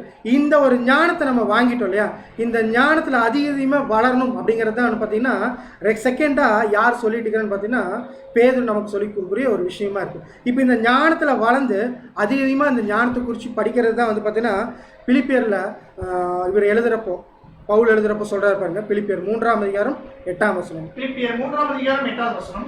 அது மாத்திரமல்ல, என் கர்த்தராகிய கிறிஸ்து இயேசுவை அறிகிற அறிவின் மேன்மைக்காக எல்லாவற்றையும் நஷ்டம் என்று எண்ணிக்கொண்டிருக்கிறேன். பாருங்க இங்க என்ன சொல்றாரு, என் கர்த்தராகிய கிறிஸ்து இயேசுவை அறிகிற அறிவின் மேன்மைக்கான எல்லாத்தையும் என்ன பண்ணிட்டு இருக்கிறேன், நஷ்டம் அப்படின்னு சொல்லி எண்ணிட்டு இருக்கிறேன். ஸோ பவுல் அப்போஸ்தலன் அதிகமாக தேடினது என்னன்னு பார்த்தீங்கன்னா, கிறிஸ்துவுக்கு பிரியமாகவும் தேவனுக்கு பிரியமாகவும் நான் என்னென்ன விஷயங்கள் பண்ணணும் அப்படிங்கிறதும், அந்த ராஜ்யத்துக்குரிய காரியங்கள் எப்படி இருக்குது அப்படிங்கிறத என்ன பண்ணிக்கிறேன் பார்த்தீங்கன்னா, அதிகமாக என்ன பண்ணிக்கான்னு பார்த்தீங்கன்னா பிரயாசப்பட்டு தேடிக்கார். தான் வாழ்நாட்களில் மொத்தமாகவும் என்ன பண்ணிக்கான்னு பார்த்தீங்கன்னா, டோட்டலாக அவர் வாழ்க்கையை என்ன பண்ணிக்கான்னு பார்த்தீங்கன்னா இதுக்காக செலவு பண்ணி நான் தேவனுக்கு பிரியமாக என்ன விஷயங்களை பண்ணணும் அப்படிங்கிறத வந்து பார்த்தீங்கன்னா தேடிக்கார். இந்த ஒரு ஞானத்தை தேடுறதுக்காக என்ன பண்ணிக்கார் தெரியுமா, எல்லாத்தையும் என்ன பண்ணிக்கிறார், நம்ம நஷ்டம்னு. அப்போ அவர் உலகத்துக்குரிய காரியங்களில் எல்லாத்தையும் என்ன பண்ணிட்டா பார்த்து தள்ளி வச்சிட்டார். ஏன் தள்ளி வச்சிட்டேன்னா, நான் எதை தேடணும், தேவனுக்கு பிரியமான விஷயங்களை தேடணும். அதுதான் என்ன பண்ணணும்னு பார்த்து எனக்கு ஞானத்தை கொடுக்கும். அந்த மாதிரி ஞானத்தை கொடுத்துட்டா நான் எதுக்குள்ளே போயிடலான்னு பார்த்தீங்கன்னா, தேவன் பிரியப்படுற குணலட்சணத்தில் போயிடலாம். அடுத்து தேவன் பிரியப்படுற குணலட்சணத்தில் போயிட்டோன்னா கண்டிப்பாக அவருடைய ராஜ்யத்துக்குள்ளே இல்லை போயிடலாம் அப்படிங்கிற. அதனால தான் பார்த்தா தீர்க்க தரிசனங்கள் எல்லாமே யாருக்காக கொடுப்படுச்சுன்னா நமக்காக கொடுப்பது. அதெல்லாம் படிச்சுட்டு ஞானத்தில் தெரிஞ்சுக்கிட்டோம். அதுக்கடுத்து என்ன பண்ணணும்னு பார்த்தீங்கன்னா, இந்த அறிவு மேல் என்ன பண்ணணும், தேடி வாசித்து என்ன பண்ணணும்னு பார்த்தீங்கன்னா அதை கேட்ட குணலட்சணங்களை செய்யணும் அப்படிங்கிறது தான் வந்து பார்த்தீங்கன்னா செகண்ட் தூண் என்ன பண்ணுதுன்னு பார்த்தீங்கன்னா நமக்கு ஸ்ட்ரெஸ் பண்ணுது. ஸோ ஃபஸ்ட்டு என்ன தூண் பார்த்தோன்னு பார்த்தீங்கன்னா நல்லொழுக்கம் அப்படிங்கிற ஒரு விஷயத்தை பார்த்தோம். ரெண்டாவது என்ன விஷயத்தை பார்த்துருக்கோன்னு பார்த்தீங்கன்னா ஞானம் அப்படின்னு சொல்லி. ஸோ ஞானத்தில் என்ன விஷயத்தை பார்த்துருக்கோன்னு பார்த்தீங்கன்னா, நமக்கு தீர்க்க தரிசனங்கள் எல்லாமே கொடுக்கப்பட்டிருக்கு. அந்த தீர்க்க தரிசனங்களை தேடி வாசித்து தேவனுக்கு ஏற்ற குணலட்சணங்களை நம்ம வளர்ந்து அவர்களுடைய ராஜ்யத்துக்குள்ளே போய் சேர்றது தான் வந்து பார்த்தீங்கன்னா செகண்ட் நம்ம தேடக்கூடிய விஷயமா இருக்கும். ஸோ அப்போ செகண்ட் தூணும் ஸ்ட்ராங்காக இருக்கணும் அப்படின்னா ஞானத்தில் நம்ம என்ன பண்ணணும், நாளுக்கு நாள் வளரக்கூடிய பிள்ளைகளாக இருக்கணும் அப்படின்னு சொல்லி பார்க்கணும். ஏங்க பிரதர் பேசலாமா? மூன்றாவது என்ன ஒரு தூண் பார்க்குறோன்னு பார்த்தீங்கன்னா இச்சை அடக்கம் அப்படின்னு சொல்லி பார்க்குறோம். ஸோ இச்சை அடக்கம் அப்படின்னா என்ன விஷயத்த குறிக்க வருதுன்னா, அது இங்கிலீஷில் பார்த்தீங்கன்னா தெரியும், செல்ஃப் கண்ட்ரோல். இதை புரிஞ்சுக்கிற மாதிரி டேரெக்டாக ஒரு வசனத்தை படிக்கலாம். நீதிமொழிகள் 25ஆம் அதிகாரம் 28ஆம் வசனம். நீதிமொழிகள் 25ஆம் அதிகாரம் 28ஆம் வசனம். தன் ஆவியை அடக்காத மனுஷன் மதிலிடிந்த பாழான பட்டணம் போல இருக்கிறான். பாருங்க, அதாவது யார் ஒருத்தர் தன் ஆவி அடக்கலையோ அவங்க எப்படி இருக்கிறாங்களாமா, மதில் இழந்த பாழான பட்டணம் போலுங்க. இப்போ இந்த மதில் தான் பார்த்தீங்கன்னா அந்த பட்டணத்தை என்ன பண்ணுன்னு பார்த்தீங்கன்னா பிரதேசத்துலேருந்து வரவங்ககிட்ட இருந்து என்ன பண்ணும், காப்பாற்றுன்னு சொல்லி பார்க்குறோம். ஸோ அந்த மதிலை இடிஞ்சிருச்சுன்னா அப்போ யார் வேணால் வரலாம், என்ன வேணால் பண்ணலாம் அப்படிங்கிற சூழ்நிலை என்னன்னு பார்த்தீங்கன்னா அங்கே உருவாது. அதே மாதிரி தான் எப்படி இருக்குன்னு பார்த்தீங்கன்னா, யார் ஒருத்தர்கிட்ட செல்ஃப் கண்ட்ரோல் இல்லையோ அவங்க எப்படி இருக்காங்களாமா, இந்த மதில் இருந்த பட்டணம் மாதிரி இருக்கிறாங்களாம். அந்த பட்டணத்துக்கு எப்படி கண்ட்ரோல் இல்லையோ அதே மாதிரி அந்த மனுஷக்குள்ளே என்ன இருக்காது, கண்ட்ரோல் இருக்காது. அப்போ செல்ஃப் கண்ட்ரோல் இல்லைன்னா இந்த ஒரு ஓட்டத்தை தொடர்ந்து ஓட முடியுமானா கண்டிப்பாக என்ன முடியும், ஓட முடியாது. அதனால தான் என்ன சொல்கிறேன்னா, இச்சை அடக்கம்ங்கிற விஷயத்தை என்ன பண்ணுறது பார்த்தீங்கன்னா ஸ்ட்ரெஸ் பண்ணுறது. அந்த இச்சை அடக்கம் இப்படி இருக்கிற விஷயம் நமக்குள்ளே இருந்தால் தான் மூணாவது தூண் என்ன இருந்தீங்களா ரொம்ப ஸ்ட்ராங்காக நம்ம என்ன பண்ண முடியும்னா போடப்படும் அப்படின்னு சொல்லி பார்க்குறோம். இதைத்தான் வந்து பார்த்தீங்கன்னா 1 யோவானில் சொல்கிறப்போ 3 விஷயத்தை குறித்து என்ன சொல்கிறேன்னா இச்சை அப்படிங்கிற விஷயத்த சொல்கிறாரு. 1 யோவான் 2ஆம் அதிகாரம் 15 முதல் 16 வசனங்கள். 1 யோவான் 2ஆம் அதிகாரம் 15-16 வசனங்கள். உலகத்திலும் உலகத்தில் உள்ளவைகளிலும் அன்பு கூறாதிருங்கள். ஒருவன் உலகத்தில் அன்பு கூர்ந்தால் அவனிடத்தில் பிதாவின் அன்பில்லை. கிளியரா சொல்றாரு. என்னன்னா, யாருக்கெல்லாம் உலகத்து மேல ஆசை இருக்கோ அவங்க கிட்ட யாருடைய அன்பு இல்லை, பிதாவின் அன்பு இல்லை. பிதாவின் அன்பு இல்லைன்னா அவங்க எங்க போக முடியாது, அவருடைய ராஜ்யத்துக்குள்ள போக முடியாது. அப்ப பிதாவின் அன்பு வேணும்னா எதெல்லாம் நீங்க விளக்கணும் அப்படிங்கறத கீழே சொல்றாரு பாருங்க. ஏனெனில் மாமிசத்தின் இச்சையும் கண்களின் இச்சையும் ஜீவனத்தின் பெருமையுமாகிய உலகத்தில் உள்ளவைகள் எல்லாம் பிதாவினால் உண்டானவைகள் அல்ல, அவைகள் உலகத்தினால் உண்டானவைகள். பாருங்க, என்னன்னா 3 விஷயத்த சொல்றாரு. மாம்சத்தின் இச்சை, கண்களின் இச்சை, ஜீவனத்தின் பெருமை. இந்த 3 விஷயமுமே எதுலேருந்து உண்டாயிருக்காமா, உலகத்தில் உண்டாயிருக்காமா. இது உலகத்தில் இருக்கிற விஷயம் நமக்குள்ள இருந்துச்சுன்னா அவங்ககிட்ட எது இல்லையாமா, பிதாவின் அன்பு இல்லை. இப்போ நம்ம அதிகமாக தேடக்கூடிய விஷயம் என்னவா இருக்கு, நம்முடைய பிதாவோடைய அன்பை தான் தேடி என்ன பண்ணிட்டோம்னு பார்த்தீங்கன்னா ஓடிட்டு இருக்கிறோம். அப்போ பிதாவினுடைய அன்பை ஒருத்தர் வாங்கணும் அப்படின்னா இந்த 3 விஷயத்தை என்ன பண்ணணும், விலக்கி வைக்கணும் அப்படின்னு சொல்லி பார்க்குறோம். ஒருத்தருக்குள்ள இச்சை அடக்கம் இருந்தால் தான் எதற்கு நேராக ஓட முடியும்னு பார்த்தீங்கன்னா தேவனுடைய ராஜ்யத்துக்கு நேராக என்ன முடியும், ஓட முடியும்.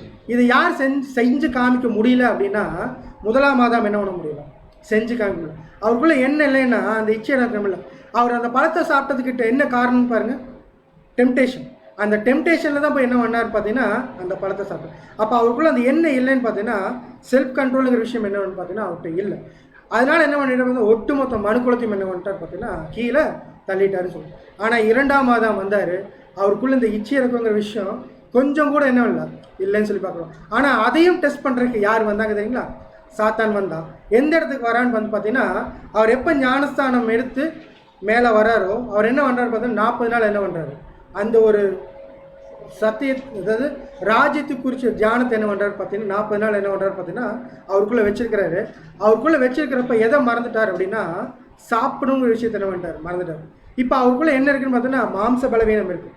அவரும் மாம்சத்தில் எப்படின்னு பார்த்தீங்கன்னா இந்த மனுஷங்க எப்படி இருக்காரோ அப்படி தான் வந்திருக்காரு. இப்போ 40 நாள் சாப்பிடலன்னு அந்த மாம்ச பலவீனம் என்ன இருக்கும், அவருக்குள்ளே இருக்கும். கண்டிப்பாக 40 நாள் சாப்பிடலன்னு எதுலெல்லாம் வீக் இருப்பான்னு பார்த்தீங்கன்னா அவருக்குள்ள இந்த ஸ்ட்ரெஸ் இருக்கும், மைண்ட்லேயும் என்ன பண்ணுவோம் பார்த்தீங்கன்னா வீக்காக இருப்பாங்க. இந்த நேரத்தில் வந்து யார் டெஸ்ட் பண்ணுறாங்க தெரியுங்களா? சாத்தான் டெஸ்ட் பண்ணுறான். என்னென்ன டெஸ்ட் கொண்டு வரான்னு பாருங்க. ஃபஸ்ட்டு டெம்டேஷன் எங்கே கொண்டு வரான்னு பார்த்தீங்கன்னா, நீ தேவனுடைய குமாரனே ஆனால் என்ன பண்ணுங்க, இந்த கல் அப்பமாக்கும்படி சொல்லுங்க. இவனுக்கு இப்போ இவர் என்ன பண்ணிக்கிறாரு, சாப்பிடாம இருக்கிறான்னு இவனுக்கு தெரியும். சாப்பிடாம இருக்கான்னு சொன்னோன்னே இந்த மாம்சத்துக்குரிய விஷயத்துக்கு கொண்டு வரான். ஃபஸ்ட்டு கொண்டு வந்து நிறுத்தி என்ன பண்ணுறான்னா டெம்ப் பண்ணுறான். நீங்கள் என்ன பண்ணுங்க, இந்த கல்லெல்லாம் அப்பமாக்கி சாப்பிடுங்க. இதுக்கு ரிப்ளை எப்படி கொடுத்துட்டாரு, அப்பத்தினால் மாத்திரமல்ல தேவனுடைய வாயிலிருந்து பிறப்படுற ஒவ்வொரு வார்த்தையினாலும் பிறப்படும். ஸோ அவருடைய டெம்டேஷனுக்கு யார் இடம் கொடுக்கலன்னு பார்த்தீங்கன்னா கிறிஸ்து என்ன பண்ணல, இடம் கொடுக்கும். அதே 1ஆம் மாதம் பாருங்க, அவன் வந்து சொன்னன்னு என்ன பண்ணிட்டார் பார்த்தீங்கன்னா அப்படியே நம்பி என்ன பண்ணிட்டாரு, விழுந்துட்டாரு அப்படின்னு சொல்லி பார்க்குறோம். ஸோ 2வது விஷயம், நீர் தேவனுடைய குமாரனே ஆனால் தாள குதி. ஏன்னா உங்களுடைய தூதர்கள் என்ன பண்ணுவாங்க, கட்டளை இருக்காரு, அவர் வந்து காப்பாற்றிடுவாங்க. அப்போ இவர் என்ன பண்ணுறாரு, என்ன பதில் சொல்கிறாரு அவங்கள்ட்ட, நீங்கள் உன் தேவனாகி கத்தரை என்ன பண்ணாரு, பரீட்சை பார்க்காதிருப்பாயகன்னு சொல்லி அவன் என்னன்னா வசனத்தின் மூலியமாக என்ன பண்ணுறாரு பார்த்தீங்கன்னா அவனை அந்த சோதனைக்கு உட்படுத்த முடியாமல் என்ன பண்ணுறாருன்னா ரிப்ளை கொடுத்து அனுப்பிச்சாரு. ஸோ இங்கேயும் என்ன பண்ணுறாரு, என்ன டெம்டேஷன் நீங்கள் கொடுக்குறான்னு பார்த்தீங்கன்னா, இப்போ குமாரனுங்கிறது இவருக்கு என்ன விஷயம்னு பார்த்தீங்கன்னா ஒரு பெருமைக்குரிய விஷயம். தேவனுடைய குமாரனுங்கிறது இவர் என்ன பண்ண மாட்டார், எந்த இடத்துலையும் விட்டு கொடுக்க மாட்டார். அந்த விஷயத்தை எடுத்து வச்சு என்ன பண்ணுறாரு பார்த்தீங்கன்னா டெஸ்ட் வைக்கிறான். நீங்கள் தேவனுடைய குமாரன் எனக்கு ப்ரூவ் பண்ணுங்க அப்படிங்க. அப்படி உனக்கு ப்ரூவ் பண்ணுங்கிற அவசியமெல்லாம் எனக்கு இல்லைன்னு சொல்லிட்டு கிறிஸ்து என்ன பண்ணுறாரு பார்த்தீங்கன்னா ரிப்ளை கொடுத்து அவனை அனுப்பிச்சி வச்சிட்டாருன்னு சொல்லி பார்க்குறோம். அடுத்து 3வது ஒரு விஷயம் என்னன்னு பார்த்தீங்கன்னா, உயர்ந்த மலை மேலே கொண்டு போய் வச்சுட்டு என்ன பண்ணுறாரு பார்த்தீங்கன்னா கீழே குதிங்க. இப்போ இந்த ராஜ்யமெல்லாம் யாருடையது, எங்கிட்ட இருக்கு, நீங்கள் இந்த ராஜ்யத்தை வாங்கத்தானே கஷ்டப்படுங்க, ரொம்பலாம் கஷ்டப்படாதீங்க, என் காலில் விழுந்துங்க, நான் என்ன பண்ணுறேன், இந்த ராஜ்யத்தை உங்களுக்கு கொடுத்துருங்க. அப்போ உடனே ரிப்ளை எப்படி வர்றதுன்னா, உன் தேவனாகிய கர்த்தரை தவிர யாரையும் வணங்கக்கூடாதுன்னு சொல்லியிருக்கே அப்படின்னு சொல்லி ரிப்ளை. இப்போ இவர் எல்லா 3 விஷயத்தையும் என்ன பண்ணுறாரு பார்த்தீங்கன்னா, இப்போ ஃபஸ்ட்டு விஷயத்தில் என்னென்னா மாம்சத்துக்குரிய காரியத்தை கொண்டு வந்து வச்சான், அவர் விலகிட்டார். 2வது அவருக்கு பெருமையான விஷயத்தை கொண்டு வந்து வச்சான், அது விலகிட்டார். 3வது என்னென்னா மேலே கூப்பிட்டு அது எல்லாத்தையும் காமிக்கிறான். இத்தனை நேரம் சொன்னேன், அவர் கேட்கல, காமிச்சா என்ன பண்ணுவார், மயங்கிடுவார்னு சொல்லி காமிக்கிறேன். அப்பவும் என்ன பண்ணலன்னு பார்த்தீங்கன்னா ஆண்டவரை இயேசு கிறிஸ்து அவனுக்கு என்ன பண்ணலன்னு பார்த்தீங்கன்னா இடம் கொடுக்கவே இல்லைங்க. ஸோ இச்சை எப்படி வேணால் என்ன பண்ணுவான்னு பார்த்தீங்கன்னா இயேசு கிறிஸ்துவுக்கே தூண்டியிருக்கான் அப்படின்னா நமக்கு தூண்டுறக்க ஒன்று ரொம்ப நேரம்லாம் ஆகாது. நம்மளே வந்து பார்த்தீங்கன்னா அவன் பின்னால் போகிற அளவுக்கு என்ன பண்ணணும்னு பார்த்தீங்கன்னா ஈஸியாக நம்மளால நினைடும் வலை விலகி போக செஞ்சிடுவான். அப்போ நம்ம அவனோட டெம்டேஷன் கொண்டு வரப்போ நம்ம விலகி போகாமல் இருக்கிறதுக்கு அதிகமாக என்ன பண்ணணும்னு பார்த்தீங்கன்னா சத்திய பாடங்களை தியானிக்கிற நம்ம ஒவ்வொரு விஷயத்தை என்ன பண்ணணும்னு பார்த்தீங்கன்னா இந்த இடத்துல நம்ம ஒரு சகோதரர் வந்து சொல்லியிருப்பார் ஒரு பாடத்தில், அந்த விஷயத்தை நம்ம மனசில் நிறுத்திட்டு அந்த மாதிரி ஒரு டெம்டேஷன் வரப்போ இந்த விஷயத்தை இப்படி சொன்னாருன்னு சொல்லி மைண்டில் இருந்துச்சுன்னா அந்த டெம்டேஷன் என்ன பண்ணிடலாம், விலகி போயிடலாம்னு சொல்லி பார்க்கலாம். சரி, இந்த டெம்டேஷனில் வேறு யாராச்சும் விலகி போக முடியாமல் கீழே விழுந்துட்டாங்களா? இயேசு கிறிஸ்து பர்ஃபெக்ட் மேன், அவர் வந்து டெம்டேஷனுக்கு வரல. இதே மாதிரி ராஜாக்கள் காலத்திலும் வந்து பார்த்தீங்கன்னா டெம்டேஷன் என்னச்சுன்னு பார்த்தீங்கன்னா இச்சைரக்கம் கொண்டு வர முடியாமல் நிறைய ராஜாக்கள் என்ன பண்ணாங்கன்னு பார்த்தீங்கன்னா இருந்தாங்க. அதில் ரொம்ப முக்கியமாக தாவீதை குறித்து சொல்கிறப்ப என் இருதயத்துக்கு ஏற்ற மனுஷன். அப்போ அந்த இருதயத்துக்கு ஏற்ற மனுஷனே ஒரு டெம்டேஷனுக்கு என்ன பண்ணார் பார்த்தீங்கன்னா சாத்தான் கொண்டு வரணும். எப்படிப்பட்ட டெம்டேஷன் வந்துச்சுன்னு பார்த்தீங்கன்னா ஒரு நாள் இவர் என்ன பண்ணாராமா அந்த பால்கனியில் என்ன பண்ணிட்டு இருந்தார், நடந்து போயிட்டு இருக்கிறாரு. அப்போ என்ன விஷயத்தை பார்க்குறேன்னு பார்த்தீங்கன்னா அந்த பத்சேபால் அந்த அம்மா என்ன பண்ணிட்டுருக்குன்னு பார்த்தீங்கன்னா குளிச்சுட்டு இருக்கிற விஷயத்தை பார்க்குறாரு. அவருக்குள்ளே என்னாச்சுன்னு பார்த்தீங்கன்னா அந்த இச்சை என்னாச்சு டெவலப் ஆக ஆரம்பிச்சுது. உடனே என்ன பண்ணிட்டார் பார்த்தீங்கன்னா தேவனுக்கு பிரியமான கேரக்டர் போய் அதுக்கு ஆப்போசிட்டான கேரக்டர் என்னாச்சு இவருக்குள்ளே வளர்ந்து அந்த உரியாவை என்ன பண்ணார் பார்த்தீங்கன்னா பக்காவாக பிளான் பண்ணி என்ன பண்ணிட்டார் கொலை செஞ்சுட்டாருன்னு சொல்லி பார்ப்போம். ஸோ இந்த விஷயம் இவருக்குள்ளே வர்றதுக்கு இவர் யார் ஆக்சுவலி ராஜா இல்லையா? இவர் ராஜாவோட வேலையை பார்க்காம இவர் என்ன வேலையை பார்த்துருக்காருன்னா தேவையில்லாத வேலையை என்ன பண்ணியிருக்காரு பார்த்துருக்காரு. அப்போ இவர் வேற ஏதாச்சும் வேலையை அந்த நேரத்தில் பார்த்துட்டு இருந்தாருன்னா இந்த இச்சைக்குள்ளே என்ன பண்ணியிருக்க மாட்டார், விழுந்து போயிருக்க மாட்டாருன்னு சொல்லுவாங்க. ஸோ இந்த இச்சைக்குள்ளே விழுந்து போனது தான் வந்து பார்த்தீங்கன்னா தாவீதோட வாழ்க்கையில் ஒரு பிளாக் மார்க்காகவே என்னாச்சுன்னு பார்த்தீங்கன்னா இருந்துச்சு. இங்கே ஒரு வசனம் டிஸ்பிளே வராது, வேணா வசனம் படிச்சலாம். 1 ராஜாக்கள் 15ஆம் அதிகாரம் 5ஆம் வசனம். 1 ராஜாக்கள் 15ஆம் அதிகாரம் 5ஆம் வசனம். தாவீது ஏத்தியனாகிய உரியாவின் சங்கதி ஒன்று தவிர கர்த்தர் தனக்கு கட்டளையிட்டதிலே தான் உயிரோடு இருந்த நாளெல்லாம் ஒன்றையும் விட்டு விலகாமல் அவர் பார்வைக்கு செம்மையானதை செய்து வந்தார். பாருங்க, தாவீதோட வாழ்க்கையில ஒரு பிளாக் மார்க் என்ன தெரியுங்களா? இது மட்டும்தான். மித்த எந்த இடத்துலயும் என்ன பண்ணுன்னு பார்த்தீங்கன்னா தாவீது வழி விலகி போகவே இல்லை. அப்ப இந்த இடத்துல இவர் இச்சையடக்கமா இருந்திருந்தாருன்னா இந்த பிளாக் மார்க் என்ன இருக்காது, அவருடைய வாழ்க்கையில கண்டிப்பா வந்திருக்காதுன்னு சொல்லிப்பாரு. சார் ஓகே, வேற யாராச்சும் இந்த விஷயத்துக்கு விலகி போயிருக்காங்களா? ரொம்ப ஃபேவரான எப்படின்னு சொன்னா ஃபேவரேட்டான ஒரு ஆள் பழைய ஏற்பாட்டு காலத்துல லைட்டா மட்டும் சவுண்ட் வருது. சாலமோன் இந்த இச்சையில் நிறைய விழுந்துட்டாரு. யோசேப்புக்குள்ள இந்த டெம்டேஷன் வரப்போ அவர் என்ன பண்ணா தெரியுங்களா? விலகி ஓடிட்டார். ஏன்னா அதுக்கு அடுத்து அவர் பதில் சொல்லுவார், சூப்பராக பதில் சொல்லுவார், என் தேவனுக்கு விரோதமாக நான் தப்பு செய்கிறது எப்படி அப்படின்னு. அப்போ அவருக்கு மனசுக்குள்ளே என்ன இருக்குன்னு பார்த்தீங்கன்னா, இப்படி ஒரு தப்புக்குள்ளே நான் போகிறது, நான் யாருக்கு விரோதமாக தப்பு செய்கிறது? தேவனுக்கு விரோதமாக தப்பு செய்கிறதுன்னு பார்க்கும். ஸோ அந்தளவுக்கு அவரோட செல்ஃப் கண்ட்ரோல் என்னன்னு பார்த்தீங்கன்னா கரெக்டாக இருந்துச்சு. அவர் மைண்டில் என்ன டிசைட் பண்ணி வச்சுருந்தாருன்னா, எந்த ஒரு சூழ்நிலையிலும் நான் என்ன பண்ணிடக்கூடாது, விழுந்து போயிடக்கூடாது அப்படிங்கிற விஷயம் யாருக்குள்ளே இருந்துகிட்டே இருந்துச்சுன்னா யோசேப்புக்குள்ளே இருந்துகிட்டே இருந்துச்சு. அதனால தான் என்ன பண்ணலன்னு பார்த்தீங்கன்னா யோசேப் விழுந்து போகுது. ஏன் தாவீது விழுந்து போயிட்டாருன்னா அந்த ஒரு சிந்தனை அவருக்குள்ள என்ன ஆச்சு, கொஞ்சம் லேகிங்கில் இருந்துச்சு. அப்போ யோசேப்பு மாதிரி நம்ம எப்பவும் விழிப்புள்ளவர்களாக இருந்தோம்னா இந்த மாதிரி என்ன பண்ணலான்னு பார்த்தீங்கன்னா இச்சைகள் வரப்போ என்ன பண்ணலாம், விலகி போயிடலாம் அப்படின்னு சொல்லி பார்க்கணும். ஸோ இப்போ இந்த இச்சைங்கிற விஷயம் இந்த உலகத்தில் இருக்கா இல்லையா? கண்டிப்பாக என்ன ஆகுதுன்னு பார்த்தீங்கன்னா இந்த ஒட்டுமொத்த உலகம் எதுக்குள்ளே தான் இருக்குன்னா இச்சைக்குள்ளே தான் இருக்குது. இப்போ நம்ம என்ன பண்ணுறோம், அதுக்குள்ளே வாழ்ந்துட்டு இருக்கிறோம். இப்போ வாழ்ந்துட்டு இருக்கிற நம்மகிட்ட பிலிப்பியருக்கு சொல்கிறப்போ ஒரு விஷயத்தை சொல்லிக் கொடுக்குறாரு பாருங்க. பிலிப்பியர் 2:15. பிலிப்பியர் 2:15. கோணலும் மாறுபாடுமான சந்ததியின் நடுவிலே குற்றமற்றவர்களும் கபடற்றவர்களும் தேவனுடைய மாசற்ற பிள்ளைகளுமா இருக்கும்படிக்கு பாருங்க. இப்ப இந்த ஒட்டுமொத்த உலகம் எப்படி இருக்காமா, கோணலும் மாறுபாடுமான சந்தையின் நடுவே நம்ம என்ன விஷயத்தை சொல்லிக் கொடுக்கணுமாமா, எப்படி தேவனுக்கு பிரியமா நடக்கிறது அப்படிங்கிறத யார் சொல்லிக் கொடுக்கணும்? நாம தான் சொல்லிக் கொடுக்கணும். அப்ப நம்முடைய வாழ்க்கை எப்படி இருக்கணும் அப்படின்னா இந்த உலகத்துக்கு ஒரு எக்ஸாம்பிள் ஃபுல்லான லைஃப். இந்த எக்ஸாம்பிளை பார்த்துட்டு தேவன் யாருன்னு எல்லாம் என்ன பண்ணணுமோ தெரிஞ்சுக்கணுமோ. அப்படி ஒரு வாழ்க்கை வாழ்றது தான் பிலிப்பியர் என்ன சொல்றாருன்னா, நீங்க என்ன பண்ணிக்கிறீங்க, இந்த உலகத்தில் இருக்கீங்க அப்படின்னு. ஸோ இச்சையை எப்படி மேற்கொள்றது, ஏதாவது எக்ஸாம்பிள் இருக்கா? இச்சை இருக்கே, இது எப்படி மேற்கொள்றது? Self control. அதுதான் எப்படி மேற்கொள்றது, ப்ராக்டிஸ் பண்ணுறது. எப்படி ப்ராக்டிஸ் பண்ணுறதுன்னா ஏற்கனவே கார்த்தியன் பிரதர் ஒரு எக்ஸாம்பிள் சொல்லி கொடுத்துருக்காரு இல்லைங்களா, ரசல் பிரதரை பற்றி தான். எப்படின்னு பார்த்தீங்கன்னா ரசல் பிரதருக்கு ஒரு விஷயம் வந்து ரொம்ப பிடிக்கும். என்னன்னு பார்த்தீங்கன்னா நிலக்கல்லை. இந்த நிலக்கல்லை சாப்பிட்றது அவர் எப்போவுமே வந்து பார்த்தீங்கன்னா சாப்பிட்டே இருப்பாராமா. அந்த சாப்பிட்டே இருக்கிற விஷயத்த என்ன பண்ணுவாராமா, எப்போ சப்ஜெக்ட் பேசினாலும் அவருக்குள்ளே வச்சுட்டே இருக்கணுமா. இப்போ இவர் என்ன யோசிக்கிறாருன்னா, இது எப்படி இருக்குன்னு பார்த்தீங்கன்னா இது எனக்கு எப்படி இருக்குன்னு பார்த்தீங்கன்னா என்னால் விட முடியலையே. அப்போ விட முடியாத விஷயம் என்னென்னா இச்சை, நம்மளால் கண்ட்ரோல் பண்ண முடியாத விஷயம், இதை கண்ட்ரோல் பண்ணணும் அப்படின்னு நினச்சாராமா. என்ன பண்ணாருன்னா நிலக்கல்லை என்ன பண்ணுவாராமா, பேக்கெட்டுக்குள்ளே வச்சுக்காராமா, ஆனால் சாப்பிட மாட்டாராமா. இதுதான் என்னென்னு பார்த்தீங்கன்னா கரெக்டான இச்சையாக இருக்கும்.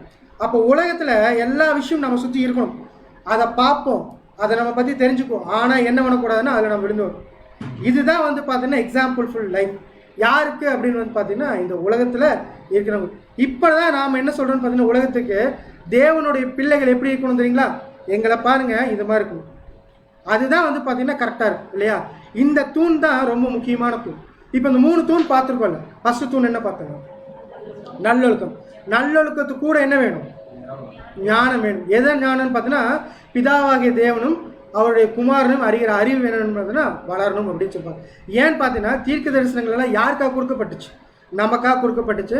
நம்ம பார்த்து தெரிஞ்சுக்கிட்டு அதில் ஸ்ட்ராங்காக வளர்ந்தோம்னா அந்த தூண் எப்படி இருக்குன்னு பார்த்தோன்னா ஸ்ட்ராங்காக இருக்கணும். ஸோ 3வது தூண் அதாவது ஞானத்தோட கூட என்ன வேணும் அடுத்து, இச்சை அடக்கம். ஸோ இச்சை அடக்கங்கிற விஷயம் என்னென்னா 3வது வேணும். ஸோ அப்போ இது இச்சை அடக்கங்கிற விஷயம் எதுக்கு நேராக நம்மளை கொண்டு வந்தால் எக்ஸாம்பிள் ஃபுல் லைஃப் யாருக்கு அப்படின்னு பார்த்தீங்கன்னா இந்த உலகத்தில் இருக்கிறவங்களுக்கு சொல்லி பார்க்கணும். ஸோ இப்போ நம்ம என்ன கடந்து வந்திருக்கோம்னு பார்த்தீங்கன்னா 3 தூண் என்ன பண்ணிக்கோன்னு பார்த்தீங்கன்னா கடந்து வந்திருக்கோம். 4வது தூண் என்னது, பொறுமை.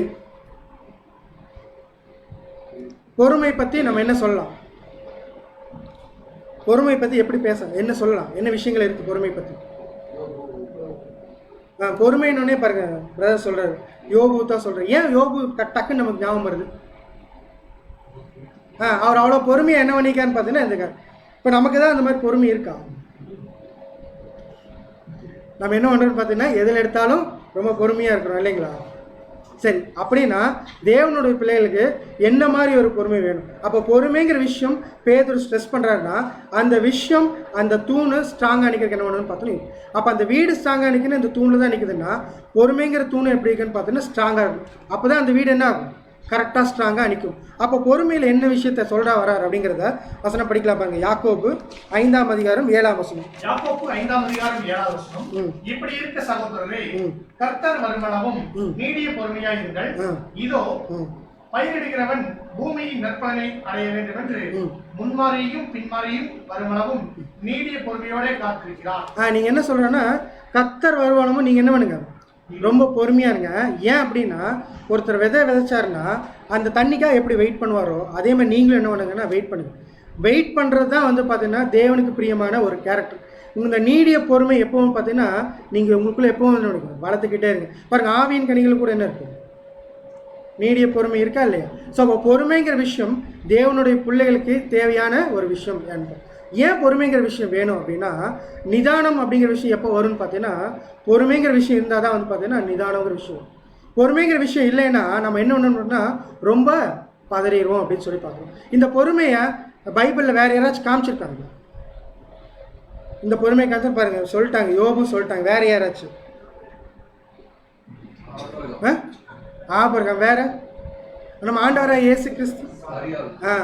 எக்ஸாம்பிள் கரெக்டாக சொல்லணும்னா ஆபிரகாம் சொல்லலாம் இல்லைங்களா?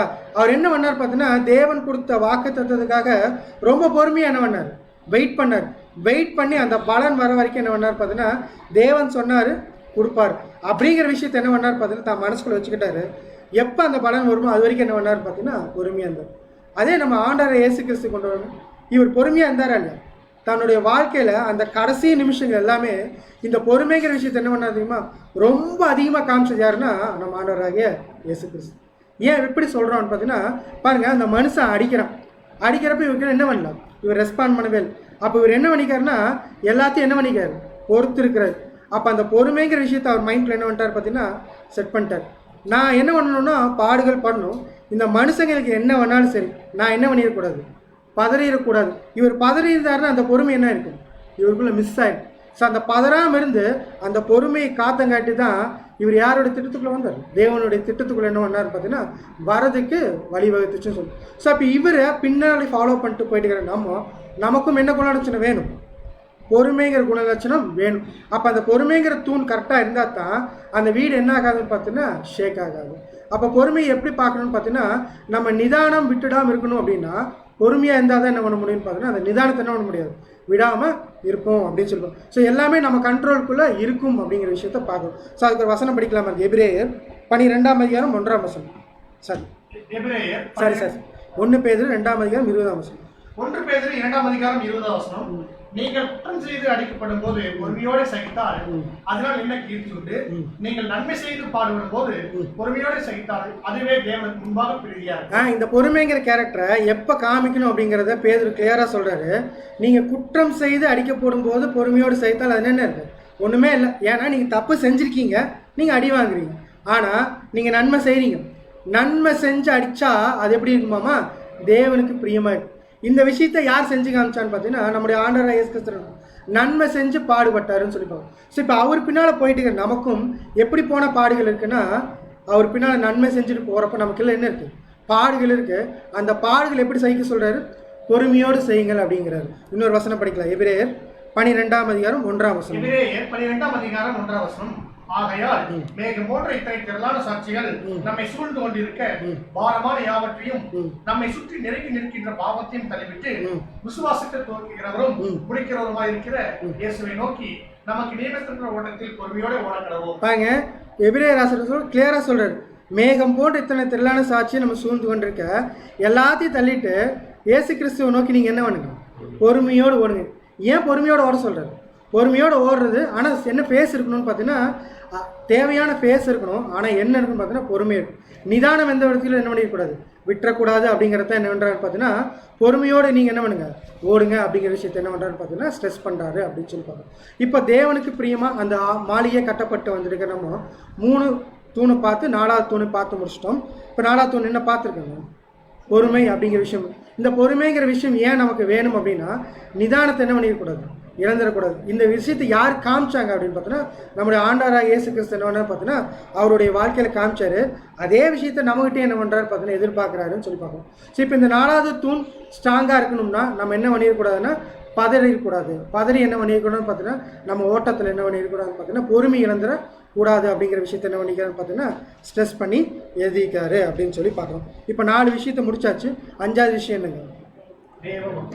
தேவபக்தி. ஏன் இங்கே தேவபக்தி வேணும் அப்படிங்கிறாரு? நீங்கள் தான் சொல்லணும் அப்படிங்கிறீங்களா? சரி, தேவபக்திக்கு ஒரு வசனம் படிச்சிடலாங்களா? 1 தீமோத்தேயு 4:8. 1 தீமோத்தேயு 4:8.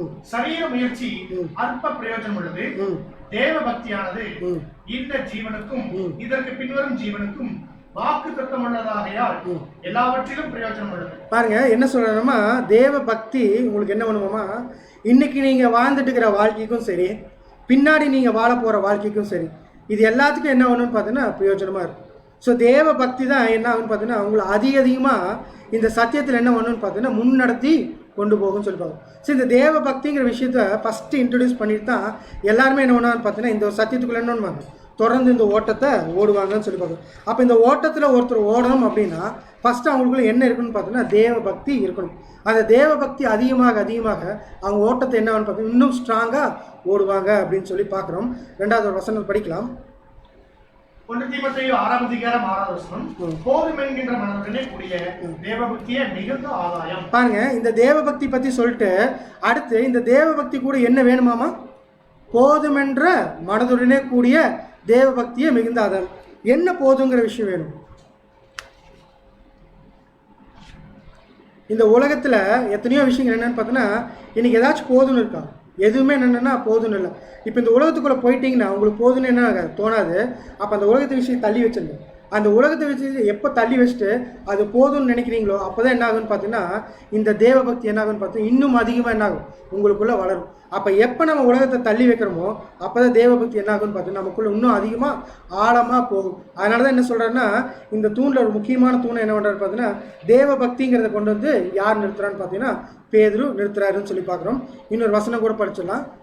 2 கொரிந்தியர் 7:1. 2 கொரிந்தியர் 7:1. இப்படிப்பட்ட வாக்குத்தத்தங்கள் நமக்கு உண்டாயிருக்கிறபடியினால் பிரியமானவர்களே, மாம்சத்திலும் ஆவியிலும் உண்டான எல்லா அசூசியும் நீங்க நம்மை சுத்திகரித்துக் கொண்டு பரிசுத்தமாகுதலை தேவ பயத்தோட பூர்ணப்படுத்துகிறோம். பரிசுத்தமாகுதல் அப்படிங்கிற விஷயம் ஸ்டார்ட் ஆகணும்னா ஃபர்ஸ்ட் உங்களுக்கு என்ன வேணும்னா அந்த தேவ பயம் பக்தி என்ன இருக்கணும் பார்த்தீங்கன்னா அப்போ தான் நீங்கள் என்ன பண்ணணும்னா பரிசுத்தத்துக்கு நேராக நீங்கள் என்ன பண்ண முடியும், அதிகமாக ஓட முடியுங்கிறத தொடர்ந்து எழுதுறப்ப யார் ஸ்ட்ரெஸ் பண்ணுறாங்கன்னு பார்த்தீங்கன்னா பவுல் அப்போஸ்தலன் ஸ்ட்ரெஸ் பண்ணுறாருன்னு சொல்லி பார்க்குறோம். அதுக்கடுத்து தீமோத்தேயுக்கு எழுதுறப்ப இன்னொரு விஷயத்தை சொல்கிறாருப்பாங்க. 2 தீமோத்தேயு 3:12. 2 தீமோத்தேயு 3:12.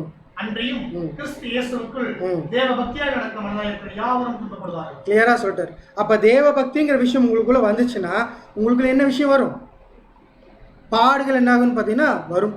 துன்பங்களுக்குள்ளதான் வந்து பார்த்தீங்கன்னா இந்த தேவ பக்தி என்ன ஆகுன்னு பார்த்தீங்கன்னா உங்களுக்குள்ள வளரும். அப்போ தேவ பக்தியாக நீங்கள் நடக்கணும்னு நினச்சிங்கன்னா உங்களுக்குள்ள என்ன வரும்னு பார்த்தீங்கன்னா துன்பங்கள் வரும். இந்த துன்பங்களுக்குள்ளதான் வந்து பார்த்தீங்கன்னா அவங்களுடைய ஓட்டத்தை யார் ஃபுல்லாக ஓடி முடிச்சாங்கன்னு பார்த்தீங்கன்னா அப்போஸ்தலர் ஓடி முடிச்சாங்கன்னு சொல்லிப்பாங்க.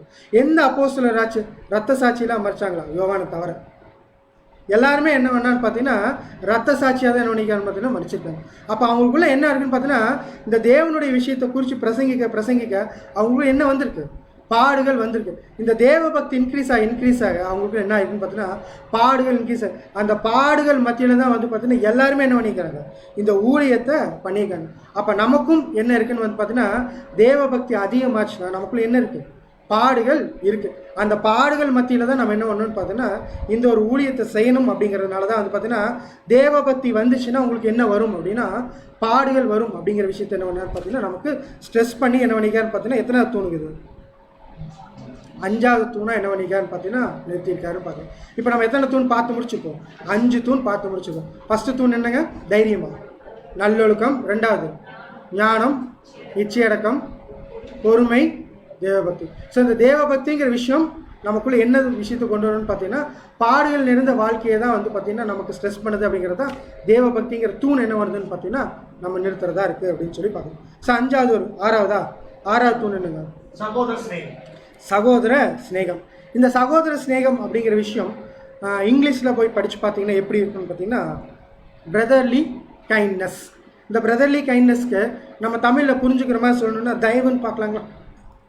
தயவு அப்படிங்கிறத வந்து பார்த்தீங்கன்னா நமக்கு ஈஸியாக புரிஞ்சுக்கிற மாதிரி ஒரு விஷயமா இருக்குன்னு சொல்லுவோம். ஸோ அப்போ சகோதரர்களுக்குள்ளே காமிக்கக்கூடிய அந்த தயவை தான் வந்து பார்த்தீங்கன்னா ஸ்ட்ரெஸ் பண்ணி இங்கே எழுதியிருக்கான்னு பார்த்தீங்கன்னா பேதுரு இங்கே சொல்லியிருக்கிறாரு. ஸோ 6வது தூணா நாம் நிறுத்துறது என்ன அப்படின்றதுன்னா சகோதர ஸ்நேகம். அது இங்கிலீஷில் சொல்லணுன்னா பிரதர்லி கைண்ட்னஸ். அதை புரிஞ்சுக்கிற மாதிரி சொல்லணுன்னா தயவு, சகோதரர்கிட்ட காமிக்கக்கூடிய அந்த தயவு. இந்த மாதிரி வேறு யாராச்சும் தயவு காமிச்சிருக்காங்க பைபிளில்? பழைய ஏற்பாட்டு காலத்தில், புதிய ஏற்பாட்டு காலத்தில் சகோதரர் பார்க்குறாரு. நானே சொல்லிடுறேன். பவுல் வந்து பர்னபாக்கு என்ன பண்ணாருங்களா? தயவு காமிச்சு. எப்படின்னு பார்த்தீங்கன்னா பர்னபா தான் பவுல் என்ன பண்ணார்? எல்லாரும் மேற்று நிற்கிறாங்க. அப்போ யார் உள்ளே கூட்டிகிட்டு வந்தாருங்களா? பவுல் அப்போஸ்தலனை பர்னபா பவுலுக்கு காமிச்சார். அதான் நான் சொல்றேன், பர்னபா பவுலுக்கு காமிச்சார். இந்த தயவை காமிச்சங்காட்டி தான் பவுல் அப்போஸ்தலன் என்ன பண்ணா அதிகமாக ஊழியத்தில் என்ன பண்ணுச்சுன்னா ஹைலைட் ஆகக்கூடிய விஷயம் இருந்துச்சு. ஆனால் பாருங்க, பர்னபா என்ன பண்ணிட்டார்? கீழே போயிட்டாரு. பவுல் என்ன பண்ணான்னு பார்த்தீங்கன்னா மேலே வந்துட்டார். அடுத்து பர்னபா அதே தயவை யார்ட்டையும் காமிச்சாருங்களா? மார்க்கெட்டிங் காமிச்சாருன்னு சொல்லுவாங்க. இதே விஷயத்த நம்மகிட்டே ஸ்ட்ரெஸ் பண்ணுறேன். என்னென்னா இந்த ஒரு ஓட்டத்தில் ஓடிட்டுக்கிற நீங்கள் அதிகமாக இந்த ஒரு தயவை யார்ட்டையும் காமிக்கணும் அப்படின்னா சகோதரருக்குள்ளேயும் காமிக்கணும் அப்படிங்கிறது தான் வந்து பார்த்தீங்கன்னா சகோதர ஸ்நேகம் அப்படிங்கிற விஷயத்தில் என்ன பண்ணுறாரு பார்த்தீங்கன்னா நமக்கு ஸ்ட்ரெஸ் பண்ணுறாரு. வசனம் படிச்சிடலாம். ரோமர் 12ஆம் அதிகாரம் 10ஆம் வசனம். ரோமர் 12ஆம் அதிகாரம் 10ஆம் வசனம். சகோதர சிநேகத்திலே ஒருவர் மேல் ஒருவர் பட்சமாயிருங்கள், கனம் பண்ணுகிறதிலே ஒருவருக்கு ஒருவர் முந்திக் கொள்ளுங்கள்.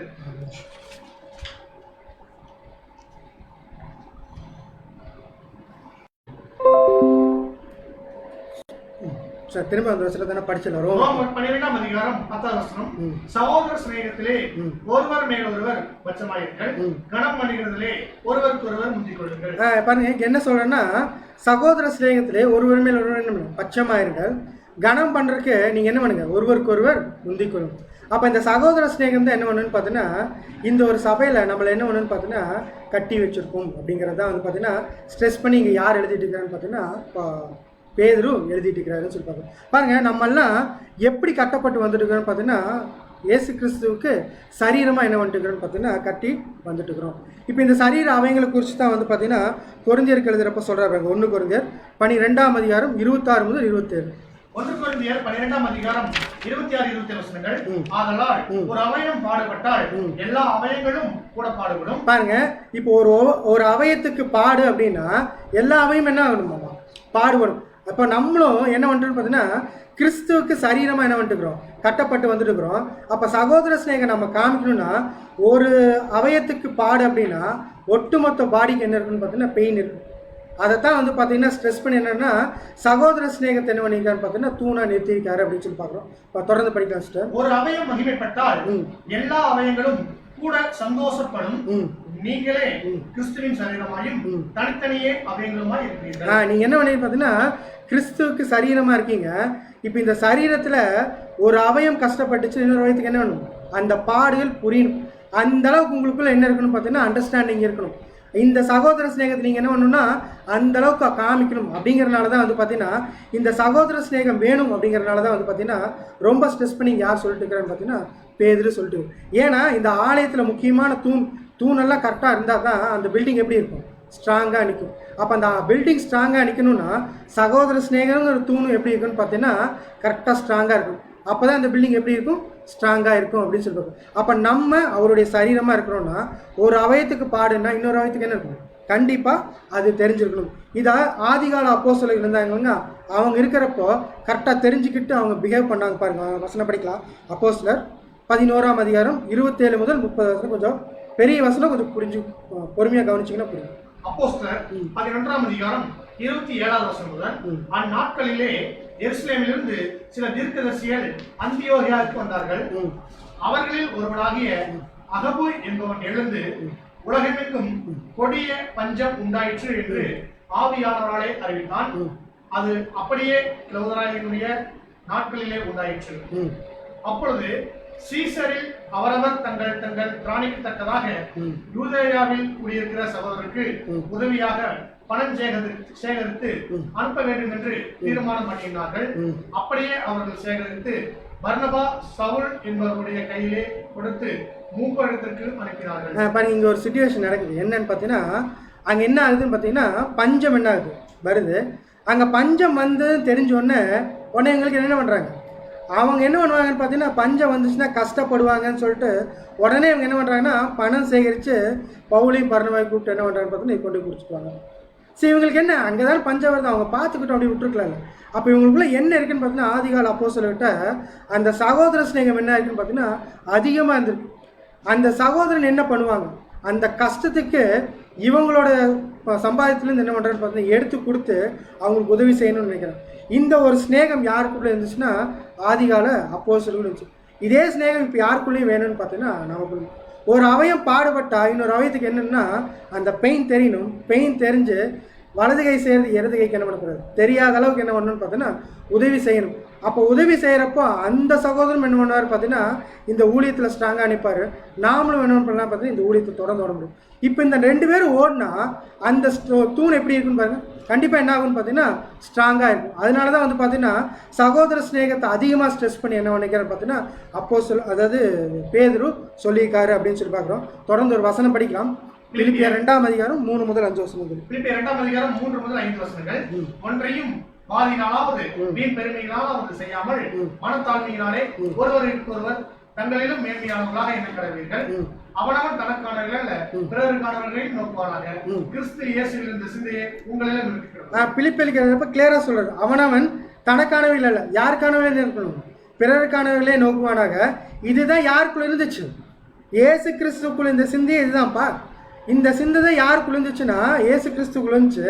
இப்போ இந்த சிந்தை யாருக்குள்ள வேணும்னா உங்களுக்குள்ள வேணும்.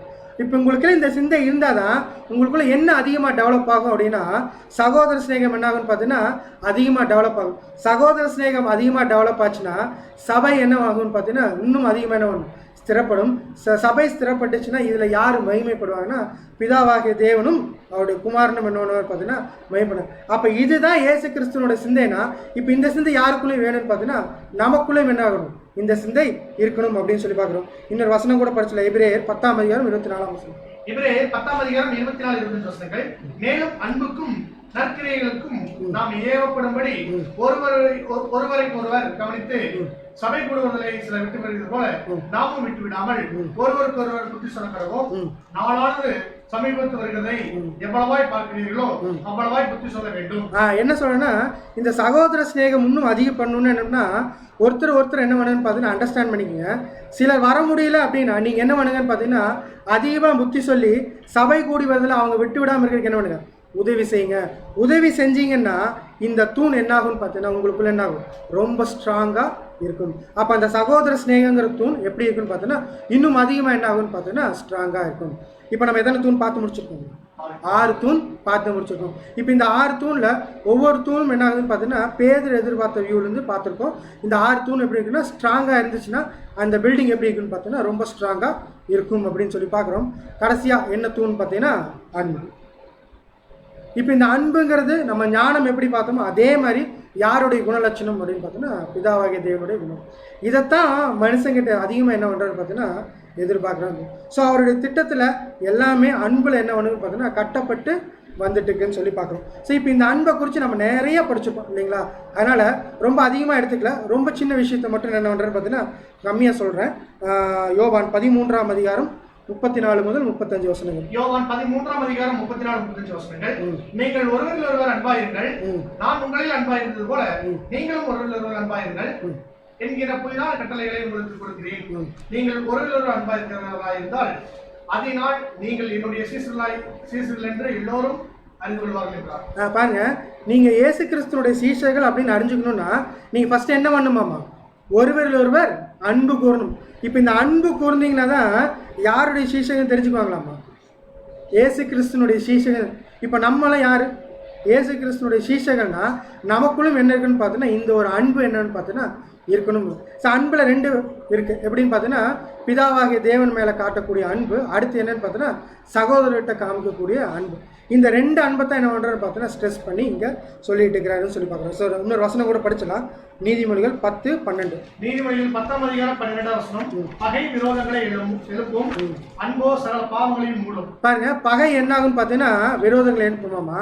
ஒருவருக்குள்ள அன்பு இருந்துச்சுன்னு வந்தால் அவங்க செஞ்ச எல்லா பாவத்தையும் என்ன பண்ணுவாங்களாமா மறந்துடுவாங்க அப்படிங்கிறது தான் பார்த்தீங்கன்னா நீதிமொழி சொல்லும். இப்போ ஒரு சகோதரன் விரோதமாக ஒரு விஷயம் செய்கிறாரு அப்படின்னா அந்த விஷயம் என்ன ஆகுன்னா பகைங்கிற விஷயம் உங்களுக்குள்ளே இருந்துச்சுன்னா விரோதங்கள் என்ன பண்ணணும் பார்த்தா இன்னும் அதிகமாக கொண்டு வரும். அதே ஒரு விஷயம் அவங்களுக்குள்ள அன்புங்கிற விஷயம் இருந்துச்சுன்னா அந்த விஷயத்தை என்ன பண்ணுது மறக்க செஞ்சிடும். அதிகமாக என்ன பண்ணணும்னு பார்த்தீங்கன்னா தேவனுடைய அன்பிலும் அந்த சகோதரன் அன்பிலும் அதிகமாக நம்ம வளரும். அப்போ அன்புங்கிற விஷயம் நமக்குள்ளே இருந்துச்சுன்னா தேவனுக்கு ஏற்ற கேரக்டர் என்ன ஆகுதுன்னு பார்த்தீங்கன்னா கொஞ்சம் கொஞ்சமாக நமக்குள்ளே என்ன ஆகிடும் டெவலப் ஆகிட்டே இருக்குன்னு சொல்லி பார்க்குறோம். இன்னொரு வசனம் கூட படிக்கலாம். 1 யோவான் 4:8-10. 1 யோவான் 4:8 முதல் அன்பில்லாதவன் தேவனை அறியான், தேவன் அன்பாகவே இருக்கிறார்.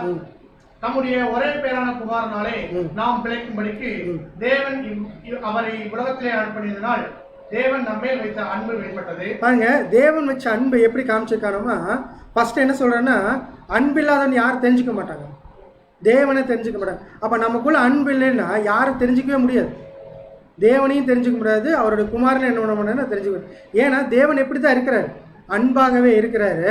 எப்படி அன்பு காமிச்சிருக்காராமா தன்னுடைய குமாரனை என்ன பண்ணியிருக்காரு கொடுத்து அன்பு காமிச்சிருக்காரு அப்படின்னு சொல்லி பார்க்குறோம். 10ஆம் வசனம் படிங்க. 10ஆம் வசனம், நாம் தேவனிடத்தில் அன்பு கூர்ந்ததினால் அல்ல, அவர் நம்மிடத்தில் அன்பு கூர்ந்து நம்முடைய பாவங்களை நிவர்த்தி செய்கிற கிருபாதார வழியாக நம்முடைய குமாரனை அனுப்பினதினாலே அன்பு உண்டாயிருக்கிறது. இப்போ நாம தேவனால அனுப்பினால இல்லை, அவர் நம்ம மேலே வச்சு அன்புனால என்ன பண்ணிக்காரு பார்த்தீங்கன்னா அவருடைய குமாரன் என்ன பண்ணிக்காருன்னு பார்த்தீங்கன்னா இந்த உலகத்தில் கொடுத்து என்ன பண்ணிக்காருன்னா அவரோட அன்பை நம்ம மேலே காமிச்சிருக்காரு அப்படிங்கிறது தான் பார்த்தீங்கன்னா யோவான் சொல்லிட்டு இருக்கிறாருன்னு பார்க்குறோம்.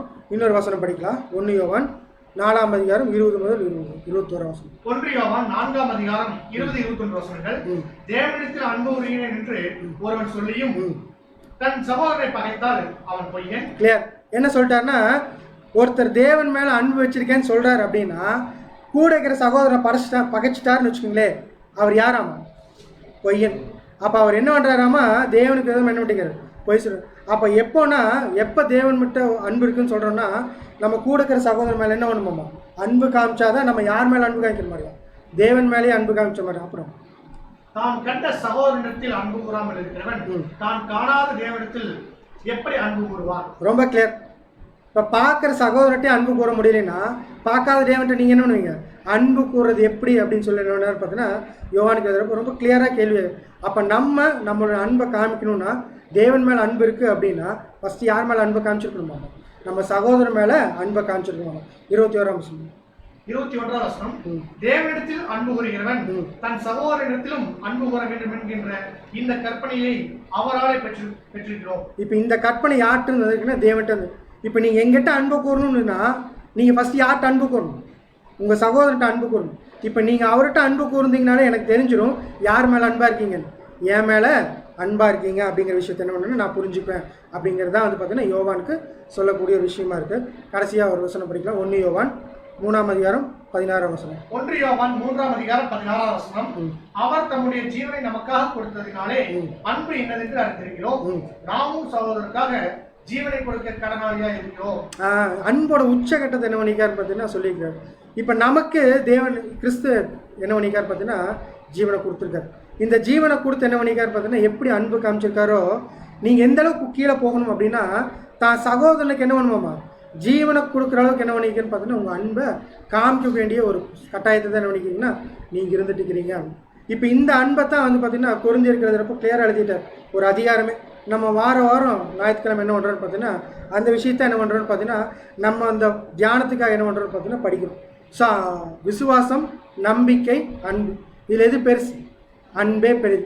இப்போ இந்த அன்பு தான் கடைசி காலத்தில் தனிஞ்சு போகும்னு நம்ம எங்கேயும் படிச்சிருக்கோம்னு பார்த்தீங்கன்னா மற்ற 24 என்ன பார்த்தீங்கன்னா படிச்சிருக்கோம்.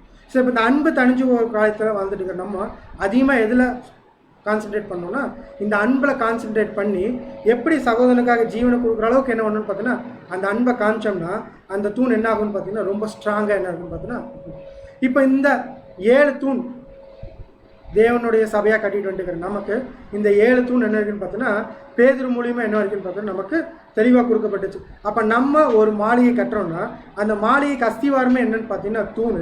அந்த தூணில் எதெல்லாம் வேணும் அப்படிங்கிறது தான் பார்த்தோம். இங்கே நான் தப்பாக போட்டிருக்க தைரியம்னு சொல்லிட்டு அது நல்லொழுக்கம் அப்படின்னு படிச்சுக்கோங்க. அப்போ நல்லொழுக்கம் வேணும், ஞானம் வேணும், இச்சையடக்கம் வேணும், பொறுமை வேணும், தேவபக்தி வேணும், சகோதர சிநேகம் வேணும், அன்பு. இது எல்லாமே கரெக்டாக இருந்தால் தான் அந்த பில்டிங் எப்படி இருக்குமாமா ரொம்ப ஸ்ட்ராங்காக நிற்கும் அப்படிங்கிறத வந்து பார்த்தீங்கன்னா இன்னைக்கு நமக்கு பிதாவாகிய தேவன் கொடுத்த அந்த பாடமாக இருக்குது. இந்த 7 தூண்களையும் நாம் என்ன ஒன்றுன்னு பார்த்தோன்னா ஸ்ட்ராங்காக கட்டி தேவனுக்கு பிரியமான ஒரு வாழ்க்கையை வாழ்ந்து கிறிஸ்துவுக்கும் தேவனுக்கும் மகிமை உண்டாக ஒரு வாழ்க்கையை வாழ்ந்து அவருடைய ராஜ்யத்தில் சென்று சேர நம் அனைவருக்கும் தேவன் தாமே கிருபை செய்வாராக. ஆமாம்.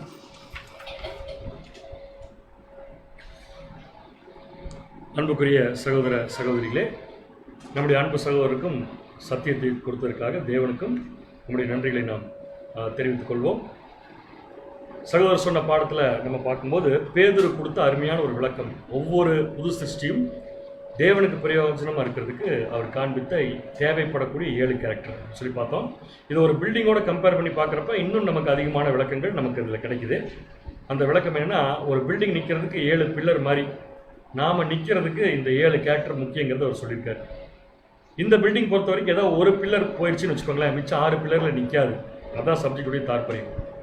ஒரு கேரக்டர் விழுந்துருச்சுன்னா மிச்சம் இருக்கிற 6 கேரக்டரை வச்சு மேனேஜ் பண்ணிக்கலாம்னு சொல்ல முடியாது. பேதுரு கிளியராக சொல்கிறாரு, ஒன்னோட ஒன்று சம்மந்தப்பட்ட விஷயம் சொல்கிறாரு. அப்போ இந்த இடத்துல நம்ம யோசிக்க வேண்டிய முக்கியமான விஷயம் என்னன்னு பார்த்தீங்கன்னா, 7 கேரக்டருமே நமக்கு தேவை அப்படிங்கிறத நம்ம முழுமையாக நம்ம புரிஞ்சுக்கணும். இந்த 7 கேரக்டர்லையும் நம்ம ஒட்டு மொத்தமாக சிறந்து விளங்க வேண்டும் அப்படிங்கிறதுக்கு தான் நமக்கு வேதாகம சத்தியங்கள் தேவன் மூலமாக கொடுக்கப்பட்டு வருது. நம்முடைய கிரியைகள் மூலம் நாம் அதை காண்பிக்க வேண்டும் என்பதை நம்ம புரிந்து கொண்டு நம்ம இந்த பாடத்தை முடிக்கலாம்.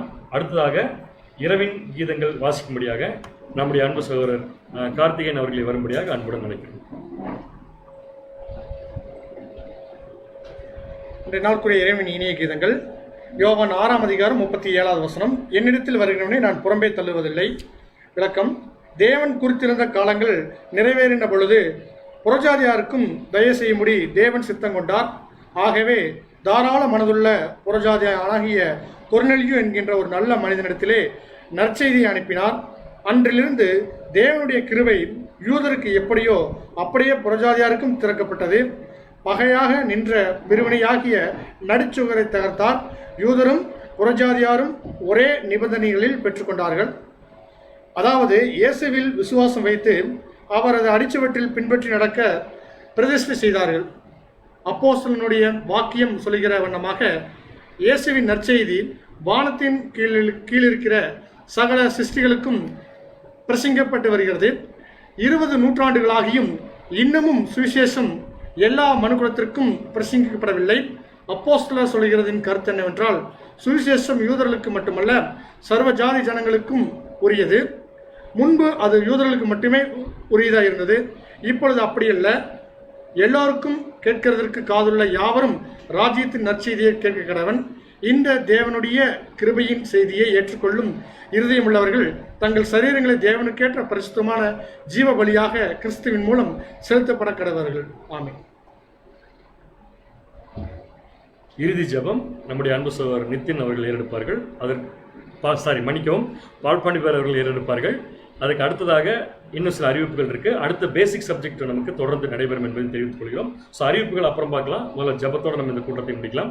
பால்பாண்டிபர் அவர்கள் வந்து ஜபம் செய்யும்படியாக அன்புடன் நினைக்கிறோம். ஜெபம் செய்வோம். வானாதி வானங்கள் வீற்றிருந்து பூமியில் உள்ள மனுமக்களாய் எங்களை நாம் கண்ணோக்கி பார்த்து நித்தமும் எங்களை வழிநடத்தி வருகிறதான ஒன்றான மீதியாரு கடந்து போன காலம் முழுவதும் எங்களை கிருபையை கண்மணி போல பாதுகாத்து இந்த நாளிலும் நீர் எங்களுக்காக கொடுக்க ஆயத்தமாக்கி வைக்கப்பட்டதான பாடத்தை நீர் எங்களுக்கு தந்தீர். அதுக்காக கூட எங்களுடைய ஆண்டவராக இயேசு கிறிஸ்து மூலமாக துதிகளையும் நன்றிகளையும் எடுத்துக்கொள்கிறோம். கடைசி காலங்களிலே எங்களுக்கு குணலட்சணம் தேவை என்பதை கூட இந்த பாடத்தின் வாயிலாக நாங்கள் அறிந்து கொண்டு வந்திருக்கிறோம். சுவாமி, சத்தியத்தை கேட்கிற பிள்ளைகளாக மாத்திரமல்ல, அதன்படி வாழவும் எங்களுக்கு கிருபை செய்ய வேண்டுமாய் கூட நாங்கள் வேண்டுகிறோம். இதோ கொடுக்கப்பட்ட சத்தியத்துக்கு சாட்சியுள்ள பிள்ளைகளாக நாங்கள் இந்த பூமியில் வாழத்தக்கதான ஒவ்வொருவருக்கும் தேவையான பரிசுத்த ஆவியை தந்து வழிநடத்த வேண்டுமாய் கூட எங்களுடைய இரட்சகரும் மீட்பரும் மனுகுலத்தின் ராஜாவுமாக இருக்கிற ஆண்டவராக இயேசு கிறிஸ்துவின் மூலம் இந்த மன்றாட்டங்கள் எல்லாம் ஏறெடுக்கிறோம் எங்கள் ஜீவனுள்ள நல்ல பிதாவே. ஆமென். அனைவரும் அமரலாம். இந்த நாளுக்கு உண்டான அறிவிப்புகள். நாளை காலை நம்முடைய ஆராதனை சரியாக 8:30 மணிக்கு துவங்கும் என்பதை சபையாருக்கு தெரிவித்துக் கொள்கிறோம். அனைவரும் 8:30 மணிக்கு கரெக்டாக நீங்கள் வந்து காலை அசம்பிள் ஆகும்படியாக அன்புடன் கேட்டுக்கொள்ளப்படுகிறது. இந்த கூட்டம் முடிஞ்சதுக்கு அப்புறமா அடுத்தது எஸ்விடி ஹாலில் பேசிக் சப்ஜெக்ட் கேட்டிருந்த சகோதர சகோதரிகளுக்கு தொடர் வேத வகுப்பில் இன்னொரு பாடம் நமக்கு ஒளிபரப்பாக இருக்கிறது. அதோடைய டைம் வந்து பார்த்திங்கன்னா சரியாக 8:30 மணி. இந்த ஃபேஸ்புக் பேஜில் இல்லை, அது வேறு ஃபேஸ்புக் பேஜில் அதோடைய லிங்க்கு எல்லா குரூப்லையும் அனுப்பப்படும். பார்ப்பவர்கள் கட்டாயமாக பார்க்கலாம் என்பது உங்களுக்கு தெரிவித்துக் கொள்ளப்படுகிறது. அந்த சப்ஜெக்டுடைய தலைப்பு என்னன்னு சொல்லி பார்த்தீங்கன்னா குணசாலியான ஸ்திரீ அப்படிங்கிற தலைப்பின் கீழே ஒரு பாடம் நடைபெற இருக்கிறது. அதை நீங்கள் குறித்துக் கொள்ளும்படியாக கேட்டுக்கொள்ளப்படுகிறது. அடுத்தது நாளை காலை ஆராதனை முடிச்சதுக்கு அப்புறமா அடுத்தது பார்த்தீங்கன்னா பேசிக் சப்ஜெக்டில் ஒரு முக்கியமான சப்ஜெக்ட். இன்னும் சொல்லப்போனால் பேசிக் கேட்குறவங்களுக்கு கடைசியாக நம்ம எடுக்கக்கூடிய ஒரு சப்ஜெக்ட் பேர் வந்து பார்த்தீங்கன்னா ஞானஸ்தானம் அப்படிங்கிற தலைப்பின் கீழே பேசிக் சப்ஜெக்ட் நாளை காலை ஆராதனை சப்ஜெக்ட் முடிச்சதுக்கப்புறமா ஒளிபரப்பாகும் என்பதையும் தெரிவித்துக் கொள்கிறோம். அதுவும் இந்த குரூப்பில் இல்லை, வேறு குரூப்பில் நமக்கு ஃபேஸ்புக் குரூப்பில் வந்து ஒளிபரப்பாகும் என்பதை தெரிவித்துக் கொள்கிறோம். ஸோ அந்த ஃபேஸ்புக் லிங்க்கு இன்றைக்கும் இந்த கூட்டம் முடிச்சதுக்கப்புறம் அனுப்பப்படும். அதே மாதிரி நாளைக்கும் ஆராதனை முடிச்சதுக்கப்புறம் அனுப்பப்படும். வழக்கம் போல் நம்முடைய ஃபேஸ்புக் பேஜில் நாளை காலை 8:30 மணிக்கு சரியாக பாடங்கள் ஆரம்பிக்கும் என்பதை தெரிவித்துக் கொள்கிறோம். அடுத்த வாரம் எப்படி சப்ஜெக்ட் தொடர்ந்து நடக்க போகுது அப்படிங்கிறத பற்றி நாளை தினத்தில் கொடுக்கக்கூடிய அறிவிப்புகள் உங்களுக்கு தெளிவாக வழங்கப்படும் என்பதை தெரிவித்துக் கொண்டு இந்த கூட்டத்தை நாம் இதோடு நிறைவு செய்வோம். மறுபடியும் நாளை காலை 8:30 மணிக்கு ஆராதனையில் நம்ம சந்திப்போம். அடுத்த பேசிக் சப்ஜெக்ட் தொடர்ந்து நடைபெறும் என்பதையும் சபையாருக்கு தெரிவித்துக் கொள்கிறோம்.